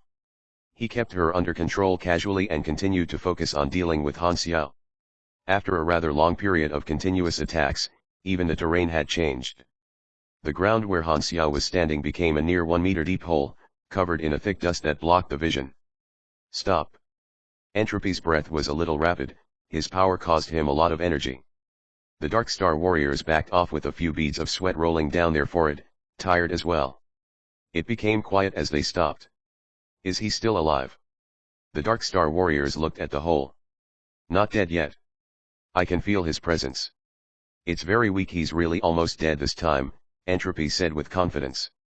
However, the next moment, Entropy's face suddenly changed dramatically. The weak presence that he felt became stronger in a very strange way and was recovering at an unbelievable speed. In the midst of the dust, the outline of a person slowly stood up. Like there was an unknown magical force, everyone's eyes were staring at that outline. Ta, ta, ta. Every sound of footsteps felt like they were stepping right on Entropy's heart. A black side extended out of the mist first, filled with cracks. Just as it appeared in everyone's sight, it shattered into pieces and turned into a pile of waste. Right after, Han Xiao walked out, everyone's eyes turned to look at him. The next moment, disbelief filled their eyes. Han Xiao was covered in dust, but all his wounds were nowhere to be found. He cracked his neck, looking livelier than ever. Are you done? His tone was laid back, sounding like he had just woken up. Entropy was dumbfounded. How could Han Xiao's wounds heal themselves? Did he have a regeneration power? Even the alloy side shattered, yet the person was unharmed. Han Xiao was very much alive. He was harder than the alloy scythe. The people doing the beating were tired, whereas the one taking the beating was still very alive. How the hell were they going to continue? Han Xiao stared at the people of Dark Star and stretched his body. If you're not done, I will continue playing with you. He had given out the mission to the players long ago, so he was not panicking at all. Furthermore, he had Aurora's character summon card, with only one effect: full recovery, simple and powerful, 6 usages. Just now, when his health was lower than 15%, he used it. Han Xiao was very tanky to start with, and with this ability, these Dark Star warriors would not be able to kill him even by exhausting themselves. Entropy's expression changed from surprise to shocked, horrified, then stopped at fear. His posture became lower and not casual anymore. It became very serious. This was the sign of him facing a dangerous enemy. When facing Han Xiao, Entropy had taken it very lightly and casually in the beginning. Only when he realized that Han Xiao was immune to his power did he take him more seriously. He had thought that he was serious enough, but he realized that he had still underestimated Han Xiao. In the short time since the start of the battle, Han Xiao had surprised him continuously. His impression of Han Xiao was completely overthrown. Ember stared at Han Xiao and said word by word, "What monster are you?" Chapter 390, Aroshia, Grade A Chain Mission, 1. Translator, Atlas Studios. Editor, Atlas Studios. The Dark Star warriors looked at Ember with the questioning gazes. Ember stared at Han Xiao. He was in a dilemma. The time that they had spent there was beyond their expectations. They had thought that they could capture Han Xiao in no time, but they had never expected him to have such tough abilities to deal with. Furthermore, they were not sure how strong Han Xiao's regeneration ability was and how many more times he could recover. Ember was confident that Han Xiao definitely had a limit. The problem was, how long would it take for him to reach that limit? Han Xiao's toughness drastically exceeded the average of a mechanic. They had heavily wounded him once, but their energy and endurance were limited. Their breathing was faster than usual, and their hearts were pumping fast. The non-stop attacks made the Dark Star warriors tired and unable to reach their maximum performance. Retreat or continue? Entropy hesitated.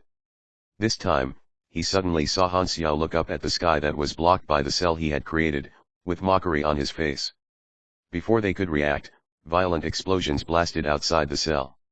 The walls trembled, and cracks appeared. Boom! The wall above their head suddenly burst into pieces as a searchlight pierced in. Numerous aircrafts hovered above in the sky, aiming their laser cannons at Dark Star's people. "Drop your weapons and surrender immediately," Hurlus yelled through the speaker. The faces of the Dark Star warriors changed. *T, the guards are here. The ambush only lasted a few minutes, and we just checked there were no patrols nearby. Did a team of guards just happen to pass by? Lucky him. Less than 10 minutes had passed since the start of the ambush to the end of the battle. As the speed and reaction of supers grew stronger, the number of actions that they could complete in a second became higher as well.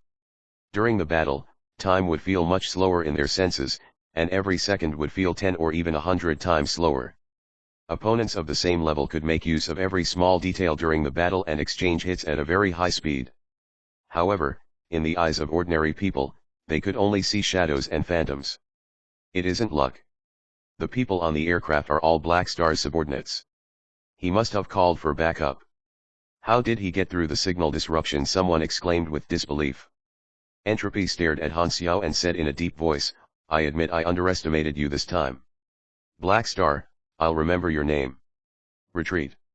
Just as he finished his sentence, the cell collapsed in an instant and turned into black dust all over the place, obstructing signal detectors and vision.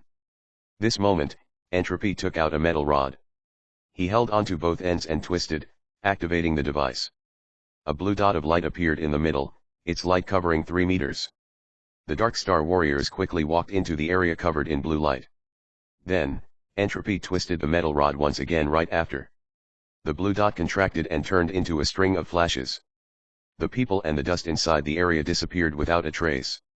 When the dust dispersed, Han Xiao wiped off the dust on his face and walked over to the place where Entropy and the others disappeared from. He squatted down and swept away the dust on the floor, uncovering a circle mark on the ground. Directional short-distance teleporter, leaves almost no trace behind. We can't chase them. Han Xiao shook his head, a little helpless. Compared to the others, Dark Star's technology was rather ahead of its time, at least very ahead of him at this moment. The aircraft circled around and did not find anything. They landed, and Han Xiao gave them the mission completion reward.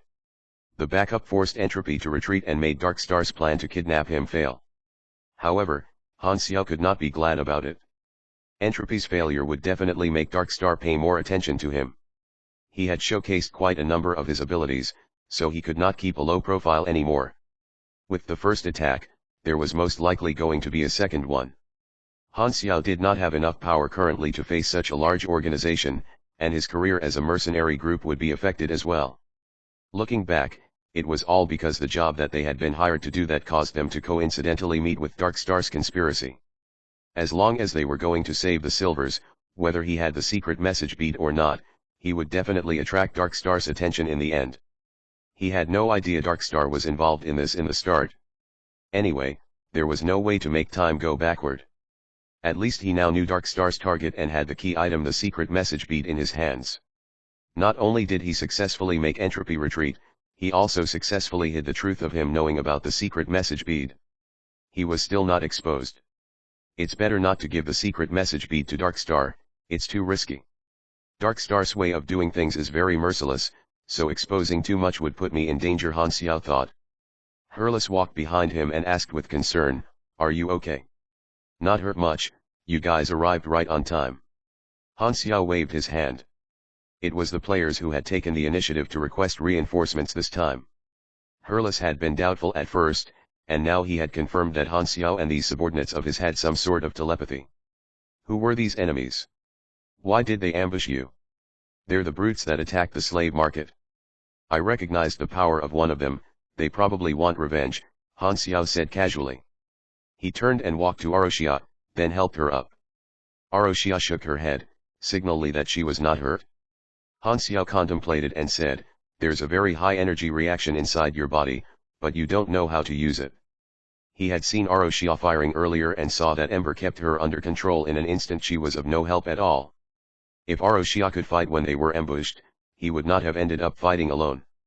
Han Xiao was not an irresponsible person, it was impossible for him to abandon her once the mission was complete. Since he had taken Aroshia away, she had to join the mercenary group. He did not need someone who was a burden, and Aroshia had a lot of potential. She was worth cultivating. If she became a super, At least she would not be a burden, and she might even be helpful. There's energy in my body. Aroshia looked down and pressed on her heart. Really? You definitely have the talent to become a super. I can teach you to realize your potential and become a super so that your talent will not be wasted, Han Xiao said. You want me to learn the super knowledges? Han Xiao shrugged his shoulders and said, I don't know who you were before, but since you lost your memories, you need to learn again. Maybe you were a very strong super before, you might improve at an unbelievable speed. There's one thing I never said, Aroshia said slowly, I apparently am some sort of space wonder. You can't bring me away. Han Xiao was stunned in place. They said that I won't really die. I will revive after I die and go back to the initial amnesia state, losing the memory of everything before I died. I remember I have been alive for 3 years this time, and I was sold 5 times. Each time, after 6 days, I return to that cell. No matter how far I am, it will only be an instant. No one can bring me away. Aroshia's earliest memory was the moment she opened her eyes in the cell. Her origin and her existence were both a mystery. Everything before that moment was blank. However, this time, her life had lasted 3 years, and she had the short memory of these 3 years. She had realized how special she was long ago, but her life form was very unique. She did not have any physical desire or spiritual need. She did not need to consume food and hardly had any curiosity. It was like nothing mattered to her. Although her knowledge of the world was a piece of blank paper, she was unlike an innocent child. On the contrary, she had very strong thinking capabilities. Horlade had not been completely honest back then. Han Xiao did not know about Aroshia's secret. Now he realized that Horlade had been promoting her because he knew that she would be back in the end, and he was using that as a scam. Han Xiao was speechless. You can't control this power, Han Xiao said with surprise. Aroshia shook her head. No. Hearing this, Han Xiao was more interested. Aroshia had self-awareness but was trapped in the cell by a mysterious power, and this was not her choice. If this was a space wonder, then there was one question. Was Aroshia the space wonder? Could it be possible that she was originally an independent life form and not part of the wonder, and it was a coincidence that she became the wonder? Which would mean that Aroshia's amnesia, her unique life form, her mind of close to completely no desire, all of this could be given by the wonder. Then what was this wonder? Was it something without a physical form, some sort of formless energy? Sadly, even if there was an answer to this, Aroshia did not know it. The truth might be in the memories that she had lost. What Han Xiao cared most about at this moment was that Aroshia could not be taken away. Is there no way to solve it? I don't know. Aroshia shook her head and said, only 3 more hours to the 6th day. The mission requirement was to save her from the slave market and stay with her for 6 days. Only now did Han Xiao know the difficulty of it. However, since it was a mission, there must be a way to complete it. There should be clues in that cell. Han Xiao ordered the rest of the people to patrol around and look for the enemy. Although he did not have any hope of actually finding anything, he summoned a backup amphiptera and wore it, then accompanied Aroshia to the slave market, ruins. At the same time, the Dark Star people appeared on the other side of Floating Dragon, with frustration on their faces. The ambush had been too rushed. They had engaged without knowing much about Black Star at all. They had thought that their power and technology would give them an unshakable advantage, which caused them to underestimate the opponent. Their arrogance was the reason for their failure. Entropy was furious. This was the first time that he had failed when facing a target weaker than him. He was very concerned about this failure. It left a mark in his heart that he was very unhappy about it. Entropy opened the communicator to report the result. He held back his unhappiness and repeated the process of their failure. The superiors of Dark Star were very surprised. Their surprise and disappointment stung Entropy's pride once again. His record had always been perfect, and this had left a stain on it.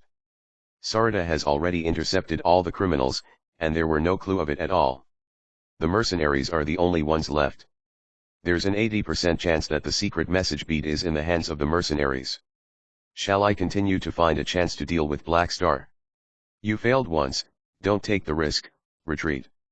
The superiors sighed. Veins popped up on the back of Entropy's hands. Yes, sir. Chapter 391, Aroshia, Grade A Chain Mission, 2. The slave market was being rebuilt. Han Xiao showed his identity to the construction team and entered the underground corridor successfully. He came to the cell that Aroshia had once been in, looked around, knocked here and there, and did not find anything unusual. Floating Dragon had searched the cell long before him, and they did not find anything either. Aroshia stood outside the door and watched. She suddenly asked, "Why do you want to bring me away?" Han Xiao paused for a moment. He definitely could not say that it was a mission requirement, so he said, "I'm very curious about you." "Curious?" Aroshia mumbled. "What is that?" Curiosity is the desire for knowledge. For example, when a normal person loses their memory, they want to know who they were before. This is a type of desire. Desire? I don't seem to have this sort of thing. Is that special? Usually, those without desires are artificial intelligence, and not needing to consume or excrete is a characteristic of energy life forms. Han Xiao sized Aroshia up and said, "But you're neither of them. You just don't have the basic physical needs, you might not have no desire at all. Don't you have anything you want?" Aroshia thought carefully and said, "I don't think so." "Are you sure?" "Since you asked me a question, that's the curiosity of wanting to know what desire is," Han Xiao said. Desire is the sign of life, a feeling that makes people realize their existence. It can also be said that it's the motive for every action a life form takes. Therefore, a life form like you seems very unique. Aroshia tilted her head, pondered, and said, "Is the reason for you teaching me how to use the energy inside my body also your own desire?" "I want you to be stronger and become a help to me," Han Xiao said honestly. He had figured out a few ways to communicate with Aroshia. There was no need to pretend, he just had to be straightforward and express his motive. As always, Aroshia still had a carefree attitude. "I won't die, so what's the point of becoming stronger? Strong or weak, it's all meaningless. Or I should say, existence itself is meaningless." Han Xiao thought about it and said, "But if you die, your memory will be reset. You'll forget about this short-term memory. The you after reviving might not be who you are now. Once you revive, you'll start from the beginning again, thinking the same things you have been thinking, wasting the same time you have already wasted, only to end up in the same place you are now. Becoming stronger will help you to avoid reviving, preventing yourself to be killed by others or disasters." Han Xiao paused and said, "And about meaning? You don't need food and excretion to maintain your life, so you can't feel existence. If your mind is blank, a day or even a year will feel like an instant. Hence, why not find something to do and give meaning to your life?" "I see," Aroshia mumbled a while, nodded, and said, "Thank you, talking with you is very pleasant. No one had ever said this much to me. In the past 3 years, the others only had two impression of her: a space wonder or a slave that did not run away. Never was there someone that communicated with her like she was a normal individual. Don't mention it, it's just chit-chat. There was no clue in the prison cell." Han Xiao could only stop and casually chat with Aroshia, waiting for the time limit to arrive and see what would actually happen. Seconds and minutes passed. As the last minute ended, the change happened. Aroshia was still standing outside the door. She did not return to the cell. She took a few steps backward, then looked down on her body. Nothing unusual happened. Then she backed off further and further. Visitor from afar completed. You have received 1,800,000 experience. Han Xiao was so surprised her eyebrows almost raised uncontrollably. He hardly did anything at all, yet a space wonder that even the floating dragon could not resolve was gone just like that. There was definitely more to it. Han Xiao recalled that this mission had an unknown reward. He looked at the interface and realized that this reward turned out to be a new mission. You have triggered Grade A Hidden Chain Mission, Reboot. Mission Introduction: Aroshia is a unique life form. An enormous secret lies within her. Bring her alongside you, and one day, this secret will find you. Reminder: this is a chain mission. The next mission will only be unlocked once the previous one is completed. First round: teach Aroshia. Help her to awaken her power, control the energy inside her body, and reach Grade B. Reward: 5,200,000 experience, 1x random reward, plus 5 Rizda favorability. Failure condition: Aroshia dead. Chain mission type: Grade A hidden mission. Han Xiao was shocked. This was usually something that only happened in large main storyline events.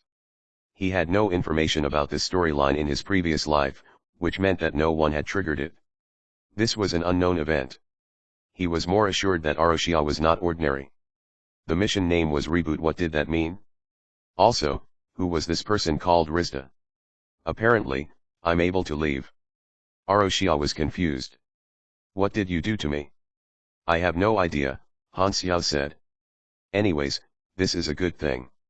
2 days later, the superiors of the 3 large mercenary group arrived late at Floating Dragon. Jenny had a meeting with them. After she accepted their apologies, she finally released Goa, Porter, and Serlini's teams who had been locked up for many days. Right after these people got out, they surrounded Han Xiao and expressed their gratitude and praise. The superiors of the 3 armies came to contact Han Xiao with very friendly attitudes. Every mercenary could feel how their superiors took Han Xiao seriously. Han Xiao had showcased his abilities in this mission, and now that he had the backing of Floating Dragon, even the 3 large armies could not take him lightly. After they were free, they immediately prepared to leave Floating Dragon and go back to complete the mission, returning the silvers to the long-awaited employer. The reason Han Xiao had waited till now was to travel together with them. On the day of their departure, Jenny, Wills Ender, and Hire all came to send him off. The entire dock was stunned. People from everywhere sized Han Xiao up with shock as he chatted with the 3 of them. Black Star mercenary group's position there was definitely high, given the fact that 3 of them were sending him off. The people who knew what had happened were even more surprised. It had only been a short half a month since Han Xiao joined Floating Dragon, and he had been able to work his way up so high in such a short period.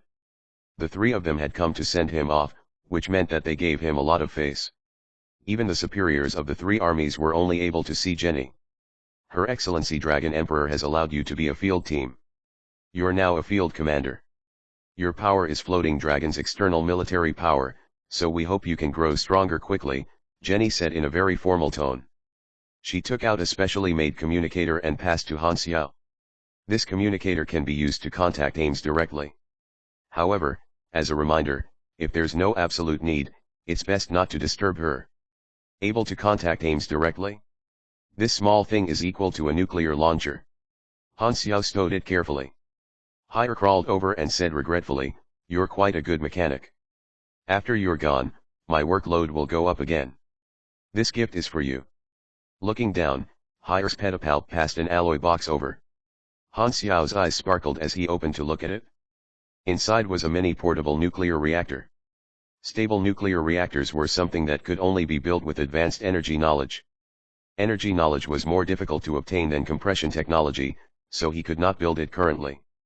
Now that he had the reactor, he could add materials and use it to generate power, then use it at the power core of a mechanical suit. The output of the mechanical suit would reach new heights. Thank you. Han Xiao nodded with joy on his face. After Hire walked away, Wills Ender came closer and said, "Hire is a little ugly. I felt he was hard to look at initially but got used to it after some time. His personality is quite good." Han Xiao glanced at him and said, "Ames probably feel this way about you."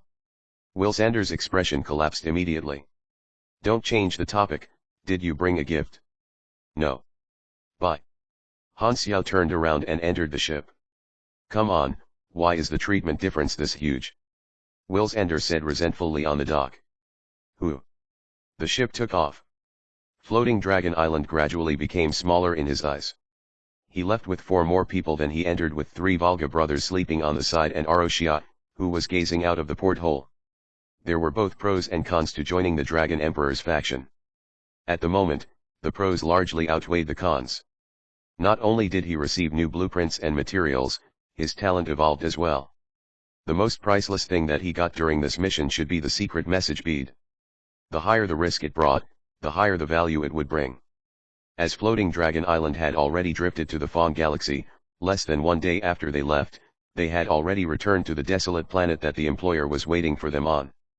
As soon as they landed, the Silvers could not wait to return, filled with the joy of escaping death. After the employer calmed down, he paid the reward as promised. "Finally, I have the last 2 knowledges of compression technology." Han Xiao breathed a sigh of relief. For these 2 knowledges, he had taken on an unfamiliar mission, and it had been exhausting. But at long last, it was time to reap the rewards. Chapter 392, the sudden arrival of a fleet. What Skyring, Blades, and Purple Gold wanted was money, whereas the reward that Han Xiao requested was the 2 advanced knowledges of the compression technology. After the employer wired the money to the 3 armies, he personally approached Han Xiao and thanked him sincerely. The employer had initially paid more attention to the more renowned 3 large armies. The biggest reason that he hired Black Star was because the other mercenary groups changed their mind and none of them dared go to Floating Dragon Island. He did not expect this small mercenary group to be the key to the success of the mission. My friends wouldn't have returned safely if it wasn't for you. As he was speaking, he and all the rescued silvers put down their sense of superiority as royalties and greeted Han Xiao with the sincerest way to express gratitude in the silver culture. Goa and the others received the same treatment as well. They were a little ashamed, knowing that they had been imprisoned the entire time and it was Han Xiao who had turned the tables and completed the mission. Sadly, 2 of your friends died, Han Xiao said. Sigh, they're unlucky, but you're not to blame. The Shattered Star Ring is too dangerous, so we'll be leaving in just a while. I hope to hire you guys as guards and protect us on our way home. The 3 armies kindly rejected the offer. They were not willing to travel that far. The Sea of Star Spirits and Shattered Star Ring were 2 star fields away, so it would take too long to travel there and return even with the Stargate that could transport them across star fields. What about you? The employer looked at Han Xiao. Han Xiao shook his head and said, sorry, it's too far, not inside my business scope. Although the Sea of Star Spirits resources was richer than Shattered Star Ring, it would waste a lot of time if they traveled there. It was all doing missions and earning money anyway, so he preferred not to travel for it. The Shattered Star Ring was rural and dangerous, but it had a lot of opportunities. That's a pity. If there is a chance in the future, I hope to invite you to travel to our home for a trip. The employer shook his head and gave him the reward. The mission complete notification appeared on the interface. He received more than 4 million experience at once plus the 5,000 in as. Including the amount that he had obtained through blackmailing, he had obtained more than 40,000 in as.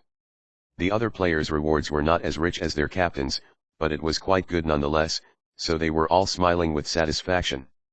The communicator vibrated as it received the 2 knowledges. This was a special reward that only Han Xiao received. He checked and made sure that they were correct, then immediately chose to learn them. Learning. Successfully learned. You have learned high-density material compression technology.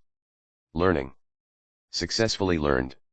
You have learned basic spatial technology. You have acquired ability super compression technology. You have acquired ability basic machinery construction. You have acquired ability weight reduction structure. As always, he felt the familiar headache, which only went away after quite some time. Without hesitation, he spent 20 potential points and leveled up these 2 knowledges to the max level. Mechanics used different knowledge combinations depending on what style they were using, but these knowledges were a must-learn for all mechanics, and their level had to be maxed. The knowledges of the compression technology had a hidden connection. Only by possessing all of them would one learn the ability of compression technology, and this was the sign of the rise of mechanics in version 3.0. Super compression technology folded the machineries. As the ability became stronger, it could fold larger machineries into the size of a finger, and its effect was enhanced by machinery affinity, level, and intelligence. Currently, Han Xiao's limit was folding medium-sized machines, which was most of the machines that he could build at the moment, such as firearms, rangers, amphiptera, and others. As the size of his machines decreases after compression, their density increased. The mass of an object never changed, so its weight remained the same. However, weight reduction structure would solve this problem. It used many technologies to achieve an internal repulsive force, creating an independent hovering field, maintaining a very low weight in various gravitational environments. It was suitable for many materials. This was a basic technology to achieve large-scale compressions. To achieve compression, folding structures needed to be added into the machines, increasing its complexity by multiple times. For convenience, many machines would be split up during compression, then reconnected back to their original form when they were expanded, using basic machinery construction. This was an active ability that required energy to use, enabling extremely high-speed weapon assembly during combat.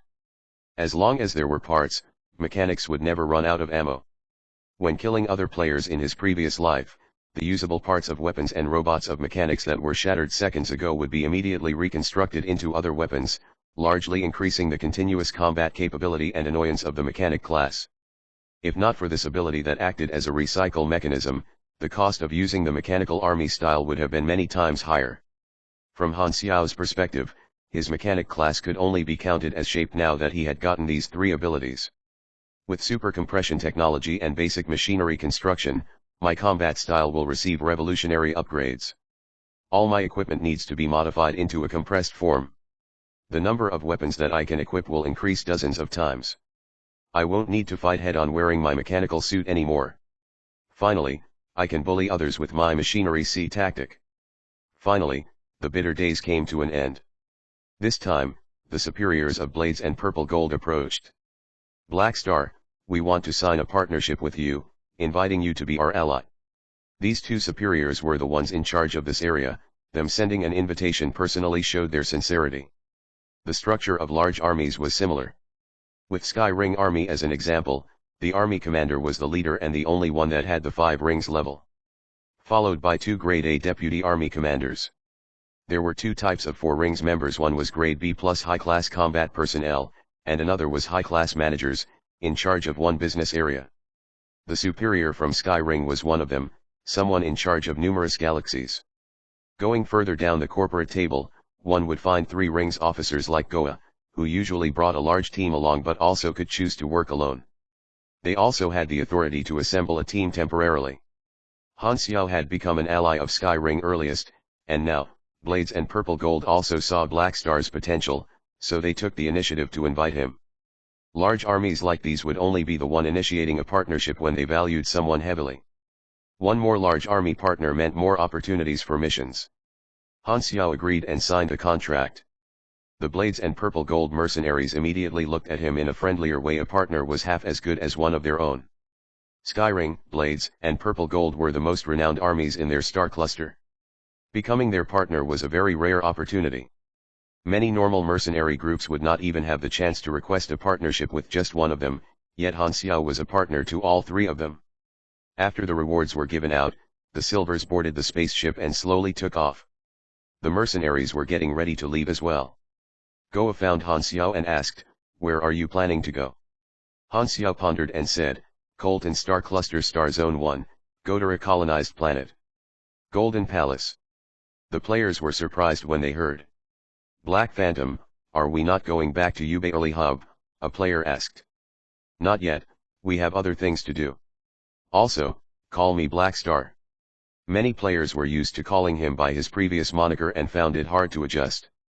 Han Xiao made an effort to make sure they called him by the correct name. Since they were already in space, his nickname would, of course, have to keep up with the times. "What are you going to Golden Palace for?" Hurlis asked curiously. "To find someone." Han Xiao did not explain it clearly. The others did not ask too much, they just had to follow their captain. He was not planning to return to Ube Early Hub for the time being. The secret message bead was a hot potato, and he wanted to identify it first. Fortunately, it just so happened that he knew that a top-notch Godaran mage was secluded in Golden Palace, who was good at analyzing magic patterns and charged a fee to identify unknown magic items for customers. That person was like a functional item identifying NPC in the eyes of the players. "Let us send you there then," Goa said. If it was someone else, Skyring would have sent them to a public planet at most and not sent them straight to the destination like Han Xiao. Han Xiao boarded Skyring's spaceship. He felt the spaceship vibrate and slowly take off. The ground shrunk in his eyes. He moved to the bow of the spaceship and looked out the window. The 2 spaceships of Blades and Purple Gold were taking off at the same time beside them. Very soon, they rose thousands of meters above and were about to leave the atmosphere of this planet, entering the dark space. The Silvers had taken off earlier than them, so they were already in space and were very far away. They could barely be seen. At this moment, an enormous and thick laser beam suddenly penetrated the Silver spaceship. The next moment, the Silver spaceship turned into a firework in space. Everyone saw the explosion, but no sound reached them through the vacuum. The Silvers who were just inviting them to their home not long ago were now all turned into ash, dying silently. There was no sound in outer space. Death seemed like a small matter. It was deadly silent outside, but it was loud inside the spaceship. "What's going on? Who attacked the Silvers?" The Sky Ring mercenaries were stunned. This time, space ripples appeared. A large and black Dark Star mothership deactivated its stealth mode, many small battleships detached from the mothership and approached quickly like black locusts. Their targets were the 3 mercenary spaceships. All the people who might have seen the secret message bead were captured, and Dark Star had yet to find the bead. The mercenaries were the last target. The possibility of it being with them was the highest. However, Dark Star did not know whose hands it was in, so they decided to target all the mercenaries. After Ember's failure, Dark Star ordered Sarada's fleet to come to the planet where the Silver Employer was and capture all the mercenaries ruthlessly.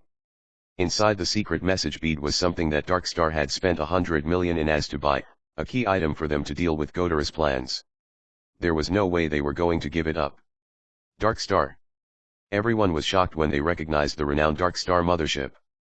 We were never involved with Dark Star, why are they attacking us? Furthermore, they are sending an entire fleet for just 3 spaceships, what sort of vendetta is this? Stop dazing about, turn back. Han Xiao yelled, reminding the dumbfounded pilot. The spaceship made a sharp turn and dived toward the ground, and the other 2 spaceships followed. The sharp turn made the spaceship tremble, and many people could not maintain balance and almost fell. An entire Dark Star fleet surrounded this planet. The difference in the number of spaceships and combat power was too huge, so the mercenaries had no chance to break through the siege. Once they entered space, without any obstructions, they would be destroyed by focus fire in no time. They could not escape the siege, as they would be stopped before they could enter the jumping state, which meant they had nowhere to run. The only way out was to call for backup and stall for time inside the atmosphere. The chance of survival was low, but it was better than certain death. Han Xiao was frowning. Dark Star's persistence and decisiveness were beyond his expectations. They were not going to give up on even the slightest possibility, which proved what he thought earlier. The more value the secret message bead had, the higher the risk was. What a coincidence, the secret message bead is really in my hands. They don't even know it. This was not even a battle, it was like a hunter chasing after prey. The small spaceships of the mercenaries were absolutely no match for the Dark Star fleet. The only good news was that Dark Star did not fire immediately. It seemed like they wanted to capture them alive. This made the mercenaries feel a little more at ease, with there at least being a chance to negotiate. This is the most dangerous situation I have ever met. Han Xiao felt his heart was beating very fast. Not only was he not panicking, but he was excited. Chance of getting out unharmed is less than 10%. Now, this is interesting. He licked his lips, and excitement flashed in his eyes. Those that were faced with imminent death either became terrified of death or fearless. He happened to be the latter. After experiencing countless dangers and even dying once, he had surpassed fear long ago. Chapter 393, Power of the Experienced. During the process of the spaceship diving down, the pilot sent out a distress signal to the area channel, and invisible waves spread out in space. The area channel was like the public channel for players. All the spaceships passing by the area were able to receive it. This is Fawn Galaxy, the territory of Holy Stone Civilization and Black Raven Civilization. Friction occurs very often due to territory boundaries. These 2 large civilizations always have people stationed nearby, and they have set up very strong signal receivers that are sensitive to all sorts of waves. The Fawn Galaxy radiation is always operating at high output, which means that this area is like a bright spot in both of their detectors. If Dark Star activated a signal disruptor, there would be an obvious area with shade out of nowhere. Holy Stone Civilization and Black Raven Civilization would think it's each other's forces, they would definitely send people over, Goa explained. Therefore, I'm 50% sure that Dark Star is not disrupting the signal. Buzz. Communication requests from Porter and Serlini appeared on the screen, discussing their strategies anxiously. They had sent out a distress signal as well, but Serlini was very pessimistic. Even if someone receives our signal, the problem is, who dares to come? Dark Star is the one attacking us after all. Holy Stone and Black Raven might come to just watch and guard against Dark Star in case they have other motives, or they might not be willing to waste their military power to help us, a group of irrelevant mercenaries. Unlike Godera, who have so much hatred toward Dark Star, Holy Stone and Black Raven might not want to mess with Dark Star. The 3 of them looked at their superiors, and the superiors nodded firmly. We have already contacted the commander, he will come to save us. He's sending emergency dispatch orders to the nearby teams. We fear Dark Star, but we definitely will not let them do whatever they want, and we will certainly not give up on our own people. The commander is currently assembling a fleet and sending out messages to all partners. We have to protect ourselves. Stall for time, there will definitely be someone here to save us. All the mercenaries were instantly motivated, and a sense of honor rose in their hearts as firmness and hope appeared on their faces. Large armies really are different, they're very united. Han Xiao was envious. There were definitely some things that large armies did right after being created for so many years. Although they were all mercenaries that valued rewards, given that they could unite strong forces from everywhere showed that they knew how to build a sense of belonging. Although many members knew about this, they could not deny that they enjoyed it. After all, being in an organization that did not give up on its members was one thing that bonded them together in this cold universe. Dark Star was known to be fearsome, but Skyring, Blades, and Purple Gold were not some organizations that they could easily mess with. Other than their own forces, they also had a very complicated network in the mercenary industry. They had many partners, and they were all very strong individuals or organizations. It was not simply 3 large armies that Dark Star messed with, it was half of the entire mercenary industry throughout the 3 nearest star clusters. In other words, Dark Star was used to being unbridled, but this time, they stabbed the hornet's nest. However, a distant water source could not put out a nearby fire immediately. Han Xiao took out the unidirectional communicator that Jenny had given him. He calmed his mind and sent the request. The mercenaries called for backup, and he also requested help from his chief boss. He was not putting all his hope on the 3 armies. Didn't expect to use it this soon. Ding. Ames appeared on the screen. Han Xiao saw the environment. Ames was in a palace filled with a sense of magic, built with obsidian, white crystal, mithril, fine gold, jade, and precious stones, like a piece of jewelry enlarged thousands of times. Mysterious magic patterns hovered in the air, colorful and bright. Many translucent magic dragons swam happily in the air. Ames was sitting in front of a small hovering table, and on it were all sorts of unique and rare foods. Sitting opposite her was a kid in a red and white magic cape. He looked about 6 to 7 years old, with sharp ears, white and tender skin, and a cute round face. The cape on him was like a blanket, it did not fit at all. The cape was long, but the kid was short, so it was almost burying him. Han Xiao's mouth twitched. This little kid was another beyond grade A being of the Shattered Star Ring, a mage whose race was a long-lived species that looked like humans on the outside, but his real age was hundreds or maybe even 1,000 years old. Also, he was a fighting opponent of Ames. More accurately, Ames was there as a guest. The 4 beyond grade A beings in the Shattered Star Ring knew each other. Fighting was just to kill time, and once they were tired from fighting, they would sit down to rest and have a meal together in a very peaceful manner. Han Xiao just pitied that small planet. Ames' eyebrow raised a little. It's you, my new subordinate. Did you forget my name? Ames swiped the communicator like she was looking for something. 1 second later, she said with a very natural tone, Black Star, what is the reason for you contacting me? Have you found the whereabouts of my teacher? She emphasized Han Xiao's name like she was trying to say that she did not forget. Han Xiao shook his head and said, the aircraft I'm currently in is attacked by Dark Star. The situation is dire, so I'm here to ask you for help. Why did Dark Star attack you? Ames asked curiously. Han Xiao coughed. A few days ago, Dark Star caused trouble on Floating Dragon while you were not there. It seems like they were up to something. Coincidentally, I happened to disrupt their plan. This attack should be an act of revenge. Ames tilted her head. She recalled Jenny's report. Now that Dark Star was mentioned, she seemed to have some kind of beef with Dark Star, and she had even been planning to find trouble with them earlier.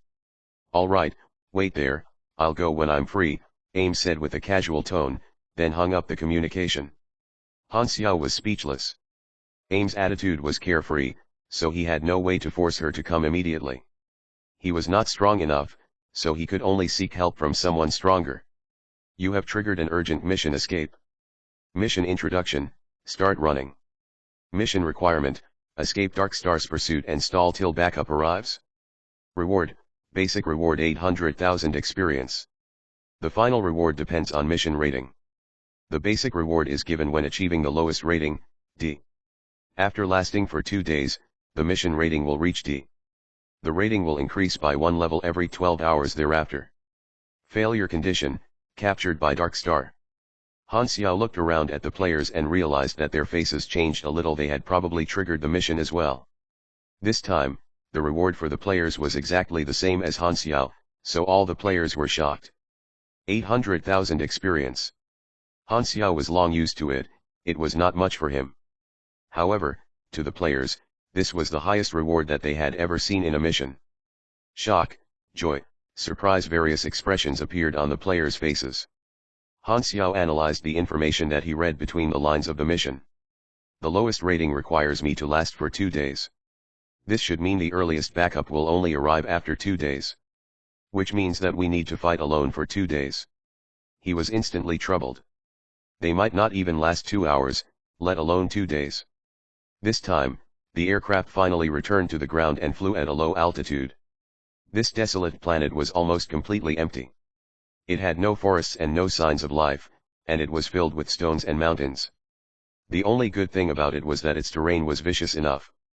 The 3 aircrafts took the same approach: stall for as much time as possible by using the obstacles in the terrain. Boom boom boom. Hundreds of many Dark Star hovering ships were in pursuit, firing green-colored low-energy laser cannons from above, chasing after 3 spaceships, and creating clusters of dust on the ground. The sound of explosions was non-stop, and the spaceship's shields were flashing from the impact. Dark Star wanted to capture them alive. They did not want to destroy the spaceships, as it would destroy the secret message bead that might be in the hands of one of them. So, they sent out many hovering ships that were less than 10 meters long. The many laser cannons had very low power too, good for damaging yet not destroying. Using speed and mobility, they would force the mercenaries to give up their spaceships. Split up. The 3 spaceships dashed past a black and gray-colored menacing mountain, then suddenly split up and escaped in 3 different directions. Green lasers hit the mountain. With a loud bang, its peak broke and rolled down its hill, stirring up a cloud of thick dust. The hovering ships split into 3 groups as well, chasing after the spaceships. The Sky Ring spaceship that Han Xiao was on was being chased by about 100 hovering ships. However, unluckily, the direction that they turned toward was a plain land without any obstacles. This is bad. Their faces changed. The pilot was covered in sweat, trying his best to control the spaceship and dodge the attacks. The dust created by the green lights was like a fountain. The spaceship was able to dodge some lasers, but it was getting hit more often than when the 3 spaceships were together. The shield was flashing rapidly. Warning. Warning. 67% energy left in shield. Energy level entered the yellow warning zone. Please refill in time. Energy core close to overload. Please cool down in time. A string of warnings was announced, like a hammer hitting their hearts. The pilot's face was pale. Suddenly, they saw Han Xiao walk out of the crowd. He walked to the pilot's side, pressed on his shoulder, and said in a confident tone, "Stand up, give me the seat." The face of all the mercenaries in the spaceship changed. Changing pilot during the fight, are you sure? Goa stared at Han Xiao and said, "This concerns the life or death of everyone here, do you know what you're doing?" Han Xiao nodded and said, "If he continues piloting, the chance of crashing is 99%. If I do, it's only 30%. You." The pilot was outraged. Goa stared at Han Xiao for a full 2 seconds, then nodded and said, "Okay, you do it." The Sky Ring mercenaries were shocked. Even though they knew Han Xiao's capabilities, piloting a spaceship was completely different from fighting. In such urgent situations, no one would be willing to entrust their fate to someone whose pilot skill was unknown. If we carry on this way, in less than an hour, our ship would crash. Let him try, Goa explained. Although the pilot knew that this was a fact, he was unwilling to let someone else control his fate. After the expression on his face changed several times, he finally gave the position to Han Xiao. Han Xiao took over the pilot position immediately. This time, Goa walked to him and said in a very serious tone, "Black Star, our lives are in your hands. You must be careful about this." At this moment, the mercenaries could only place their hopes on Han Xiao. Quite a number of mercenaries actually knew how to pilot a spaceship, but no one was confident that they could do it better than the previous pilot, nor did they have the guts to take on this responsibility, worrying that their mistake might kill everyone. This was a very large amount of pressure, and no one dared do it. Now that Han Xiao had stepped forward at this crucial moment, they could only hope that he was dependable. Black Star, you know how to pilot spaceships? Hurla said with surprise. I know many things. Do you know me very well? Han Xiao adjusted the control panels casually and easily. Piloting a spaceship is nothing, I used to pilot mechanical suits. Like the difference between a passenger aircraft pilot and a fighter plane pilot, one requires safety and stability, and the other requires complexity. The difficulty of piloting a mechanical suit was much higher than a fighter plane. Han Xiao was someone who had honed his pilot skills killing other players in the galactic battlefields. Even in the entire universe, he was a top-notch ace pilot. They suddenly heard an announcement from the system. Adjustment complete. Shield output decreased to 20%. Have you lost your mind? The pilot yelled uncontrollably. Everyone was shocked. Han Xiao weakened the shield as soon as he took over. The spaceship's defensive capability was largely decreased. If they got hit by attacks like earlier, the body of the spaceship would be damaged. Was that reminder all for nothing? Goa was filled with regret. Just as he was about to yell, another announcement sounded from the system. All energy is being directed into the engine, complete. Han Xiao turned his head back a little and gave the people behind him a reminder. Hold tight. The next moment, the sudden explosive recoil tore straight through the internal gravitational stabilization of the spaceship. Everyone staggered and fell down in unison. The yelling that was just about to come out of Goa's mouth fell right back down his throat. Chapter 394, Speed and Motion Sickness. On a desolate, unpopulated planet, a chase was underway on its gray plains. Almost 100 hovering ships were chasing after the Sky Ring spaceship. The Sky Ring spaceship's exhaust flames expanded violently in an instant. The sudden increase of speed was like a tornado that stirred up countless dust from the floor. Hum. Dashing at a low altitude, the head of the boat was covered in dust, like a high-speed triangular speedboat dashing across the ocean. Boom. The hovering ships hastily increased their speed as well, but they could barely keep up with the Sky Ring spaceship. Many hovering ships' accuracy decreased noticeably because of the angles, and their attacks missed much more often. The spaceship was trembling like it would crash at any moment, but everyone felt the visible change. Although it felt more dangerous, the number of times that the spaceship got hit decreased drastically. The high mobility largely enhanced the ship's ability to dodge. The weakened shield was just strong enough to endure these attacks. Han Xiao's piloting skills were horrifying. By increasing the power of the engine, the difficulty in piloting would increase as well. Yet, as compared to the previous pilot, everyone could directly feel the difference when Han Xiao took over. It was like the spaceship became alive. It felt like the spaceship became an extension of Han Xiao's body. The gravity in the spaceship was finally calibrated. The people stood up one after another, and their doubts all disappeared. They were overjoyed by Black Star, who took on such crucial responsibility in the current dire situation. Anything that could better the situation was a pleasant surprise. They never expected Black Star to have this up his sleeves. Fantastic. Goa's tone changed instantly. A glimpse of a smile appeared on her expressionless face. At this pace, the damage dealt by the hovering ships will be minimal. You did very well. What? Han Xiao was confused. This is just basic controlling. I have not done anything yet. The higher the speed, the better his controls. He was far from his limit at the current speed. Sadly, if he increases the speed further, the shield would be too thin. He was worried that he might be rusty after not piloting a battleship for so long. Maintaining the current shield thickness was a safer choice for him. However, in the mercenary's eyes, the shield's thickness was already horrifyingly thin, yet Black Star said that this was just his basic controls. What was he going to do then? A bad feeling arose in everyone's heart. Han Xiao stretched his wrist and said, "Hold on tight." With the lesson of falling right on the floor earlier, no one ignored his reminder this time. They held on to anything that they could as soon as possible. Their faces were filled with nervousness. Hum.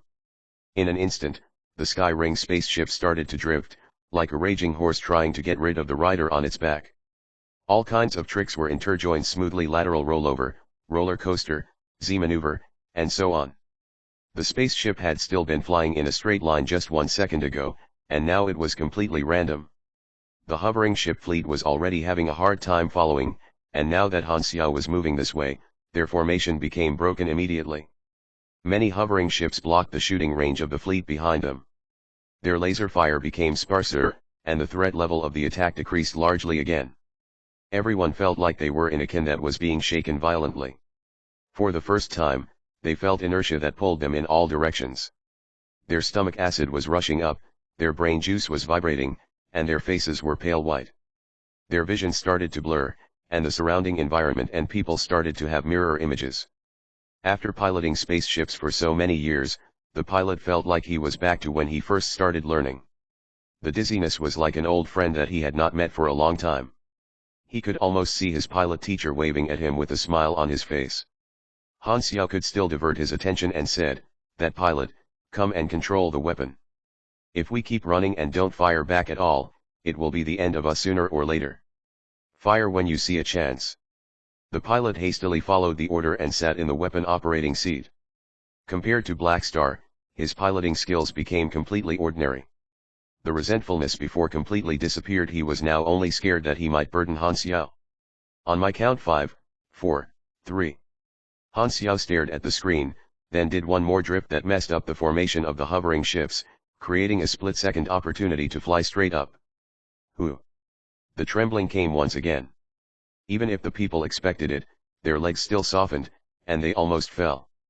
The spaceship flew in a U-shape, flying from close to the ground right to above the hovering ship fleet, dashing back in the opposite direction. Fire! The pilot fired immediately. The cannon shot out from the Sky-Ring spaceship. There was no need to aim. It was an attack fired at the dense part of the formation. Boom boom boom. Shield lit up on a few leading hovering ships as they were forced to stop for a moment.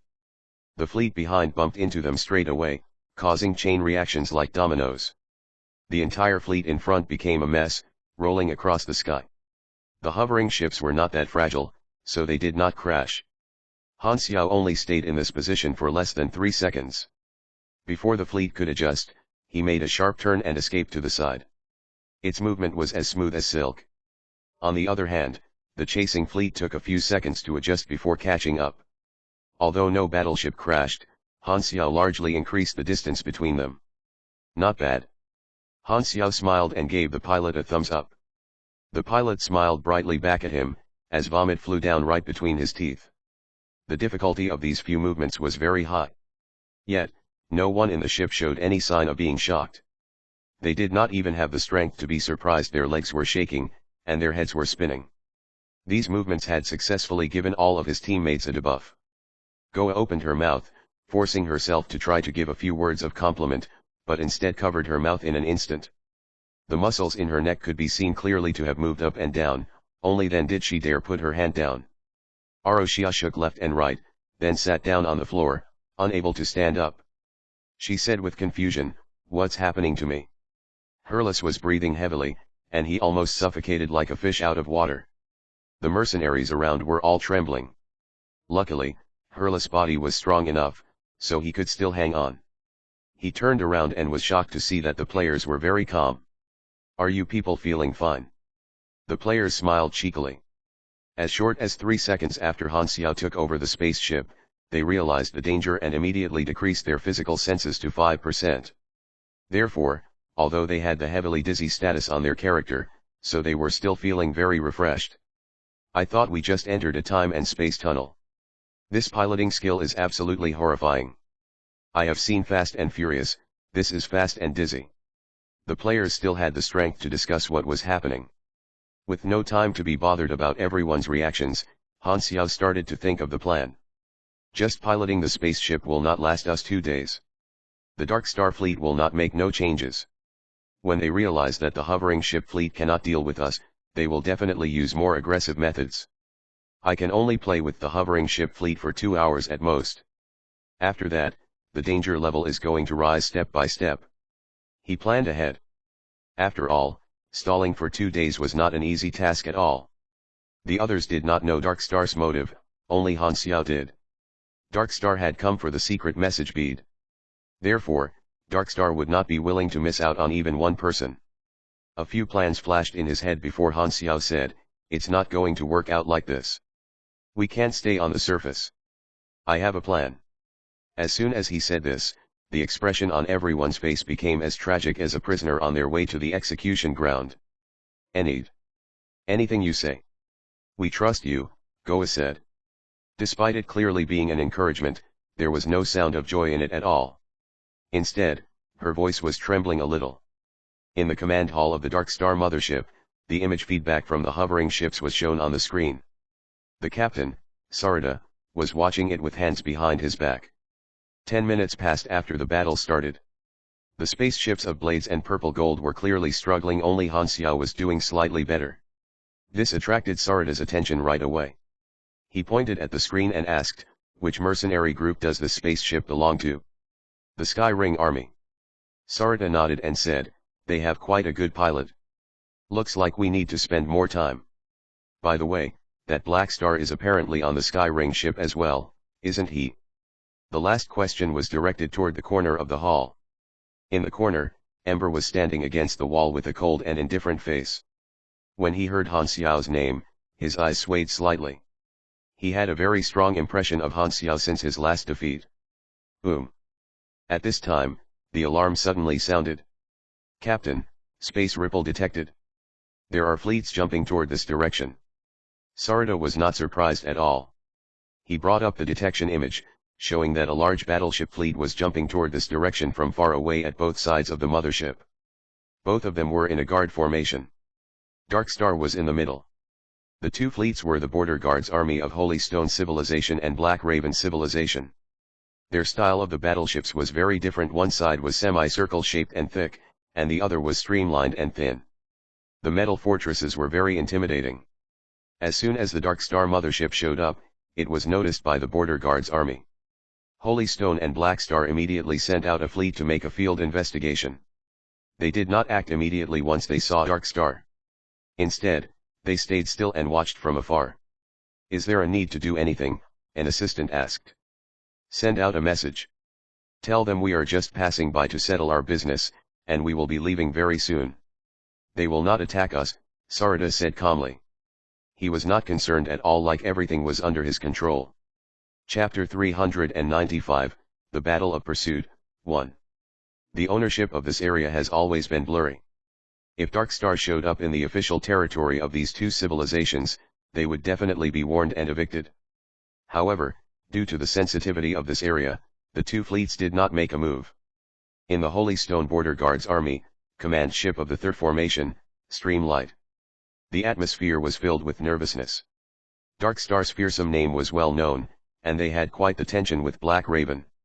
The captain of the third formation, Qi said with a very serious face, "All units on level 1 alert, hold the position." At this time, Streamlight received a message from the Dark Star mothership. Sarada expressed their motive, emphasizing the fact that they meant no offense to Holy Stone and Black Raven. They were just carrying out a pursuit, of which the targets were some mercenaries. Once the mission was completed, they would leave immediately. Shivate's tightened face relaxed a little, and without thinking, he said, "Tell them that it's possible for Holy Stone to not interfere with Dark Star's operation, but during this period, no suspicious action will be allowed. We will be monitoring from here, and we hope they leave as soon as possible." Shivate did not want a war to break out. There were many reasons. The first would of course be, they did not want to mess with Dark Star. The entire Shattered Star Ring knew the ugly history between Dark Star and Godara, no one wanted to be part of it. The most horrifying characteristic of Dark Star was that they were very stealthy. If they lost the battle, they would still be able to run away, and the revenge afterward would make you suffer a large loss. Secondly, if they fire, it might very likely cause Black Raven to misunderstand, which would then turn into a scrimmage, leading to a territory conflict. If he was determined guilty of deliberately starting a war in the court-martial, the punishment for that was very heavy. Due to the territorial conflicts, there had always been some tension between these two civilizations. The Holy Stone civilization was an aristocracy civilization, ruled by a royal family. Its political construction was very complicated, and its efficiency in making decisions was mediocre. They did not like wars, and they were good at using diplomatic measures. Be it resources, connections, or power, Holy Stone civilization was a little higher than Black Raven civilization. However, As Black Raven civilization had limited resources in their early days, their developing process was very tough, which made them have very strong minds and become collectivists. Their efficiency in executing matters was very high. Even though their nation was not as strong as Holy Stone could not find a way to get rid of them. If they started a large-scale war, both sides would definitely suffer a huge loss. Therefore, both sides controlled the scale of their conflicts.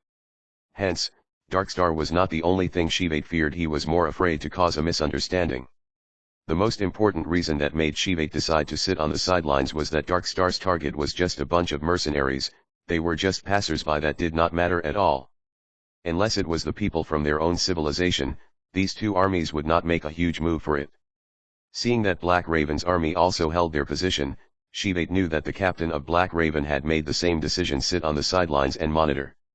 After all, to two civilizations, the life and death of these mercenaries were not their concern. Like a droplet of water in the sea, it did not matter. Therefore, the fleets that rushed there were watching silently. Shivate waved his hands and told his subordinate to check the escaping target on the planet. I see, they're members of the three large mercenary armies. Their background is rather impressive. Sadly, they met Darkstar. After reading the report, Shivate was a little bit surprised. He then shook his head and said, the sooner they're caught, the better. Then Darkstar can leave earlier. From the perspective of his own benefits, he would prefer the mercenaries stop resisting.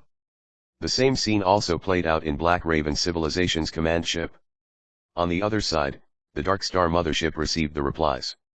Sarada's face remained the same, as if it was exactly as he expected. He knew both sides would not attack.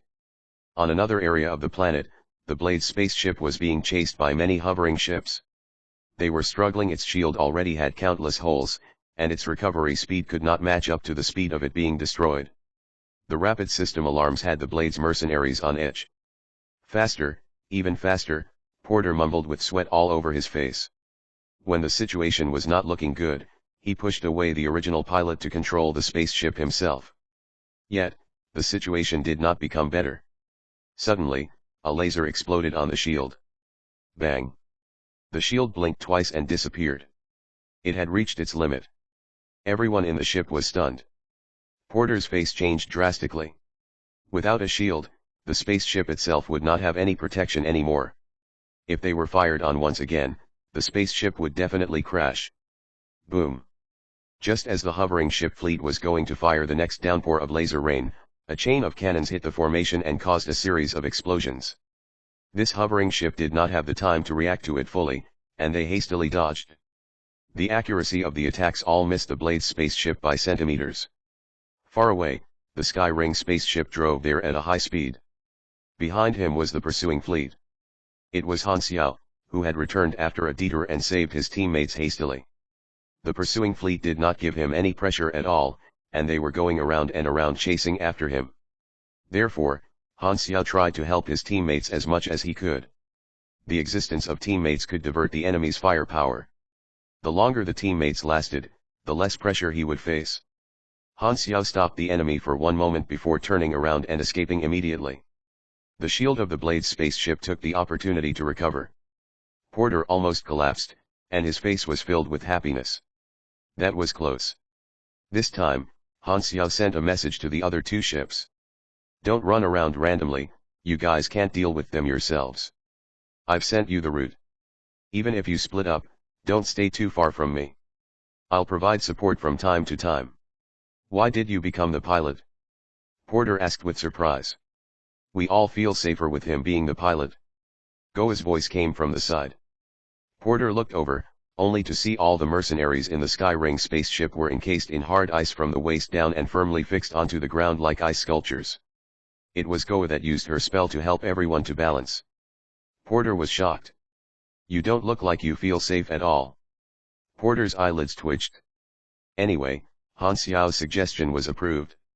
Blades and Purple Gold's teams agreed to follow Han Xiao's plan. They quickly changed their route and maintained communication between them. As soon as they got into a dire situation, Han Xiao would provide backup. After helping them out in dire situations time after time, the members of the other ships also realized how good Han Xiao's piloting skills were. They were immediately convinced. Han Xiao stabilized the situation temporarily. 3 ships brought hundreds of hovering ships and ran around the planets. Half an hour passed, and the hovering ship fleet had yet to capture them. They were in a stalemate. On the Dark Star mothership, Sarada was getting impatient. More than 300 hovering ships against just 3 ships. Why have we yet to capture them? The initial plan was to be done with the battle within 10 minutes, then retreat quickly after. Sarada was very unsatisfied with the current situation. He stared at the Skyring spaceship on his screen with unhappiness in his eyes. It's all because the pilot of the ship is too good, that's why they're able to stall this much time. Send out medium fighter ships. Surround this area and cut off their escape route. As he gave the order, more fighter ships launched from the Dark Star mothership and flew toward the planet. Inside the faraway streamlight, Shivate saw this and was a little surprised. Facing Dark Star's pursuit and being trapped on the planet, not only were these 3 small spaceships stalled for half an hour, they even forced Dark Star to send in more support.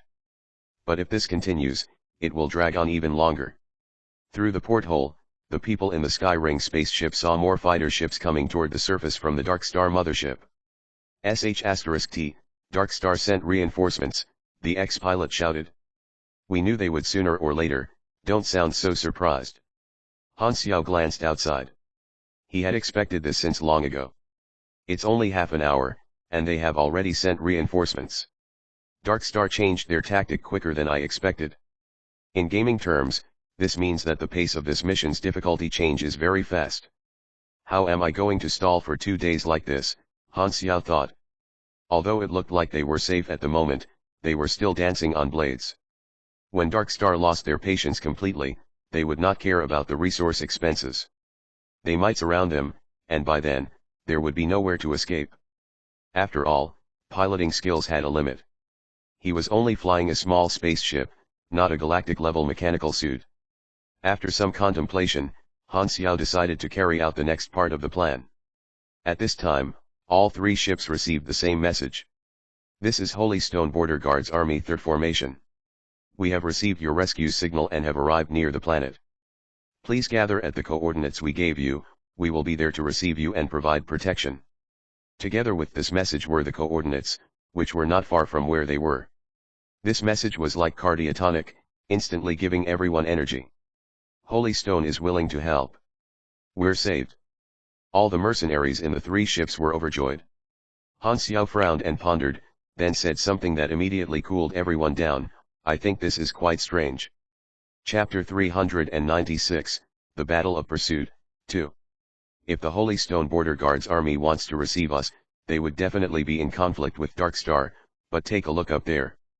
The Dark Star mothership is still floating there and not sending out any other ships. Furthermore, this is a very sensitive border area, so it's impossible for Holy Stone and Black Raven to take very long to come. This means that they've made a certain deal with Dark Star. This is the edge of their border, so the official authority here is blurry to begin with. They did not provide any help even when the Silvers were kidnapped. Now they suddenly want to help us? It doesn't feel trustworthy. Han Xiao paused and said, but of course, there's a chance that Holy Stone did not compromise with Dark Star and really wants to protect us. However, this is very unlikely. He did not mention the most important reason. The mission requirement stated that they had to last 2 days for just the lowest rating, but only half an hour had passed. The reinforcements could not have arrived so soon. His intuition told him that there was a problem with Holy Stone's message. Many people started to rethink, but they still hoped that they had gotten lucky. This time, there was a disagreement. Sir Lini said in a low voice, I choose to believe this message. Holy Stone has no need to lie to us, and this might be our only chance. I've decided to go to the pickup location. What about you? I'm not going. Han Xiao shook his head without hesitation and then looked over to Goa. Goa hesitated for a while, then nodded and agreed with Han Xiao's decision. Although there were some mercenaries in the ship that had other thoughts, seeing that Goa and Han Xiao had both decided, they could only hold their thoughts in. Porter hesitated for a moment, then rejected it as well, choosing to listen to Han Xiao's advice. Sir Lini frowned and said, best of luck to you guys then. The purple gold spaceship deviated from the route and headed toward the pickup location, disappearing from sight shortly. Han Xiao exhaled and said with a deep voice, Dark Star's reinforcements will arrive very soon, and our activity area will become smaller and smaller. If we continue to stay on the surface, the situation will only become worse. We have to go underground. The scanner has already recorded all the terrain we have passed by, and there's quite a number of canyons and gaps in the terrain. The space below the ground on this planet is very huge. Plus, it has a complicated environment and many obstacles. Limited moving space will give us some trouble, but it will give those chasing us trouble too. Furthermore, the ground and block the direct detection from their mothership, providing us another layer of protection. He had a rough plan of what to do next. The situation was not pleasant. The reinforcement was just Darkstar's first step. They would soon be limiting their movement areas, surrounding them, bombarding the area, and so on, forcing them to change the route. Han Xiao pondered, and eventually, he realized that in order for them to last 2 days, there was only one workable way: spread out. Darkstar's target was all the mercenaries, and 2 spaceships were only 2 targets. However, if they spread out in an undetectable environment, every mercenary would be a target. Although there would definitely be unlucky ones that might be sacrificed, it would also make Darkstar spend more time searching. After all, wishing to save everyone was not realistic. Let's do as you say. Goa trusted Han Xiao a lot. Han Xiao changed the direction of the spaceship and looked forward. Very soon, a very long gap in Earth appeared on the horizon, like the gray-colored Earth opening its mouth, black as an abyss. From far away, it looked like just a small gap, and only when they got closer did they realize that it was tens of meters wide. Whew! The Sky Ring spaceship dived straight into the gap, and darkness filled their vision. The detector sketched out the terrain in the darkness. About 200 to 300 meters down, numerous caves appeared on both sides. Han Xiao chose a cave and flew in. Inside was an underground space, leading to somewhere far away. There was a very large space under the ground of this planet. It had complex tunnels and was filled with storage stones. It had been undisturbed for countless years, and now, its first guest had arrived. The Blade spaceship did the same, and the hovering ship fleet followed behind. Unavoidably, their speed decreased. Flying in this kind of environment required a very high reaction speed, plus space was limited, so the formation of the hovering ships had to turn into a long snake shape. Due to space restraints, 90% of the fighter ships were blocked by their teammates in front and unable to fire. The attack faced by the Blades and Sky Ring spaceships significantly lessened. The 2 ships flew underground just in time, escaping from Darkstar's plan to surround them on the surface. The Purple Gold spaceship was still on the surface, and it arrived at the pickup location.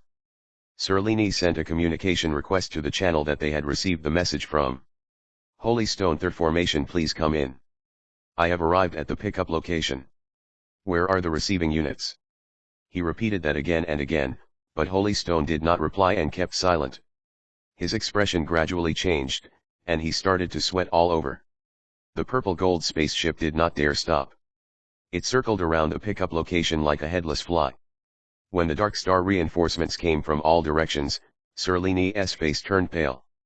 Only then did he realize that there was no one there to pick them up. Blackstar was right. He had lost the gamble. Boom boom boom. Bullets rained down. Not long after, the Purple Gold spaceship crashed onto the ground covered in smoke. The gate opened, and the mercenaries inside sprinted out in all directions. However, the Darkstar warriors landed from the fighter ships hovering in the sky and surrounded them. There was nowhere to run. The struggle of Serlini and the others did not make any impact, so they were captured easily and escorted onto the spaceship to be sent to the mothership. Everyone in the 2 ships that were descending underground saw what happened to Purple Gold. Seeing that their friends that had once fought alongside them were in such a dire situation, everyone was grieving. If not for Han Xiao standing his ground, they would have ended up the same way. The mercenaries looked at Han Xiao with even more trust in their eyes. I did tell them, Han Xiao sighed. Serlini had been willing to take the gamble, and there was nothing Han Xiao could do about it. He could not have taken over the control of Purple Gold spaceship. However, from a purely pros and cons perspective, this would give them more time. With at least some result, Darkstar would be a little less in a hurry. Inside Streamlight, the scene of Purple Gold's spaceship crashing was being played on the screen. Shivate shook his head and said, "Too bad only one ship was captured." He was indeed the one that gave the order to send that message. It was to mislead the mercenaries and make it easier for Darkstar to capture them, but it was not because he wanted to help Dark Star. In his eyes, these mercenaries would definitely not be able to escape, and them getting captured was just a matter of time. He only sped up this process. The earlier the mercenaries got captured, the sooner Darkstar would leave. The armies of Holy Stone and Black Raven were holding their position, and these mercenaries' meaningless struggle was wasting their time, leaving these two civilizations with no choice but to stay there and monitor the situation. This increased their workload and brought along risks. Qi Peijia just wanted Darkstar to go away as soon as possible. Giving out that order was purely for his own benefit. Furthermore, this could not be considered as interfering, so it was not really counted as helping Darkstar. He had just sent a message, it was not a big deal. Regarding what plan Darkstar had, he simply did not care. Darkstar had no business with them. No matter what they were up to, Godara would be the only one suffering from it. Holy Stone had no obligation to help Godara get rid of their enemies, and Qi Peijia did not want to stir up a mess. Sadly, not all the mercenaries were tricked. Commander, the target has gone underground. We're unable to see a direct image. Continue to hold your position. Qi Peijia shook his head. They would not be able to see what was going on once these mercenaries enter underground. All they could do was wait. Inside the dark underground, beams of light flashed past. These were all spaceships flying at a high speed. Boom. Lasers hit the stone walls and caused a partial rockfall. Quite a number of stones landed on Skyring spaceship's shield before being shattered by the spaceships dashing through. The pursuit underground lasted for a few hours. As space was limited, larger-sized fighter ships could not enter. Darkstar could only use the hovering ships to hunt. The underground space was filled with twists and turns, and it was pitch black. The blurry images from the detector were the only thing that they could depend on to dodge the obstacles. Han Xiao was highly focused and did not bump into anything, but the hovering ships behind him were gradually making more and more mistakes. From time to time, fighter ships crashed into the wall, the pillars, and other things. The contrast was very obvious. The pursuing spaceships gradually lost sight of Han Xiao's backlight. The Blade spaceship, on the other hand, was not as lucky. They were still being chased tightly. Porter's skill was hard to look at, and the Blade's mercenaries almost wished to change ship. Coincidentally, the Skyring people had the same thought. Can't see the hovering ships, there are only sounds. They're still chasing. Han Xiao looked behind and said, after chasing for a few hours, Darkstar's patience should be reaching its limit. We're reaching our limits too. Hurlus was almost prostrate, unable to finish a full sentence without pauses. He could be considered as being in a good state since at least he could talk. Beside him, the Skyring mercenaries lay flat down on the ground like dead pigs. Their eyes were out of focus, streams of white bubbles flew out of their mouths, and their hands and legs were shaking. The ice used to fix their legs had already shattered. Just as Han Xiao was about to say something, the underground space started to tremble violently. Boom. Sounds of explosions came from all directions. This is a bombardment. Goa said. Most likely, Darkstar has started to bombard the surface, hoping to trigger a chain reaction and cause the underground space to collapse, forcing us back to the surface. Like chasing mice out of their cave. Then, they'll surround us on the surface, and we'll have nowhere to run, Han Xiao said calmly. He had expected this to happen, so he could stay calm when it happened. Is there nothing we can do? Goa did not want to give up. We've stalled for many hours with the spaceship. It's already the limit. Han Xiao inhaled deeply and said slowly, we have to abandon ship. The people were shocked. The spaceship was the only thing that they could depend on. If they abandoned the spaceship, it would mean they have lost the mobility, and they would really become fish in a barrel. Chapter 397, Arrival of the Fleet. The people immediately disagreed. How were they going to escape without a spaceship? It was never possible to break through Darkstar's army in a spaceship, Han Xiao explained. The chance to escape has always been close to zero. We only had one choice from the start: stall for time and wait for backup. Abandoning ship and losing ability is obviously disadvantageous, but it will also decrease Darkstar's efficiency. Without spaceships, we will be fish in a barrel to Darkstar, and their alertness will further be decreased. Once we spread out underground, Darkstar will stop bombarding the surface.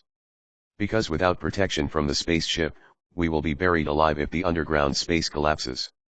What they want is what they want is to capture us alive. Therefore, they'll most probably use the hovering ships and send out troops to search slowly. This was a risky plan, and the mercenaries exchanged nervous looks. Although the plan did make sense, the risk of abandoning the spaceship made them hesitant. Are you absolutely confident about this? Goa could not help but voice her doubt. What do you think? Han Xiao shook his head. How could he be 100% confident in this kind of situation? If he was, it would not be called a risky plan.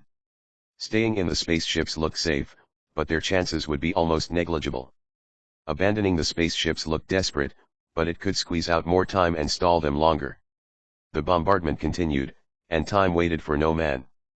Goa and Porter discussed a little, then finally clenched their teeth and agreed with carrying out the plan to abandon the spaceships. So, Goa asked, what is the plan? The plan is, Han Xiao explained in detail. Boom. In the sky, dozens of dark star bombardment fleets were in a neat formation, dropping bombs down on the surface. Mushroom clouds rose up one after another. Heated wind from the explosions stirred up dust and sand all over the sky, creating countless craters filled with cracks like spider nets. In the command room of the Dark Star mothership, Sarada was staring at the image of the surface, and his fingers were tapping the table continuously. His impatience was clearly expressed through these small movements. Since the spaceships escaped underground, a few hours had passed, and they still had yet to make any progress. His patience had run out, so he decided to send out bombardment ships to destroy the planet's surface, causing the underground space to collapse and forcing the targets to get out of the twisted narrow underground and come back to the open surface. He also sent out many medium intercepting ships to form encirclements. As soon as the mercenaries' spaceships appeared on the surface, there would be no more chasing and running. They would be able to capture the spaceships immediately. Commander, the interrogation is completed. These captured mercenaries have never seen the secret message bead before. We searched their clothes and inside their bodies as well, and they don't have it, an officer said. These captives were Serlini and the others. At least the range is smaller. Sarada nodded. Therefore, the last two ships were the most suspicious. At this time, the Sky Ring spaceship appeared on the image from the hovering ship fleet. The hovering ships had almost lost them, but now, they were catching up. The Sky Ring spaceship's speed had become much slower, and it even bumped into walls from time to time. Bang! Lasers hit the spaceship's shield. It was as if the Sky Ring spaceship had changed its pilot. There were no more dazzling dodges, and it looked very clumsy. Almost all attacks landed on the target. The shield shattered in no time. Boom! Lasers fired at the tail of the spaceship, unleashing a trail of flames and smoke. Sky Ring spaceship's accelerator broke and lost its power. It glided forward and shattered about a dozen stone pillars before crashing into the stone wall, stirring up thick smoke. The hovering ship surrounded the spaceship, but the Sky Ring spaceship was silent.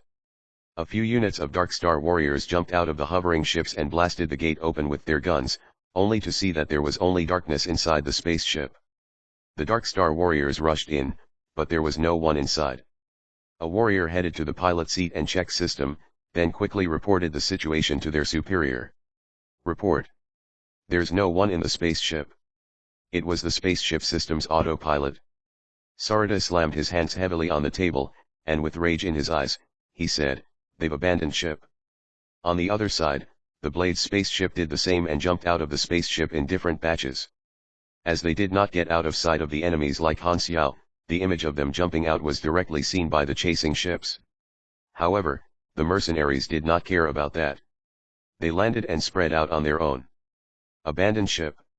Seems like it's to stall for more time. Tisk, they still have hope for reinforcements.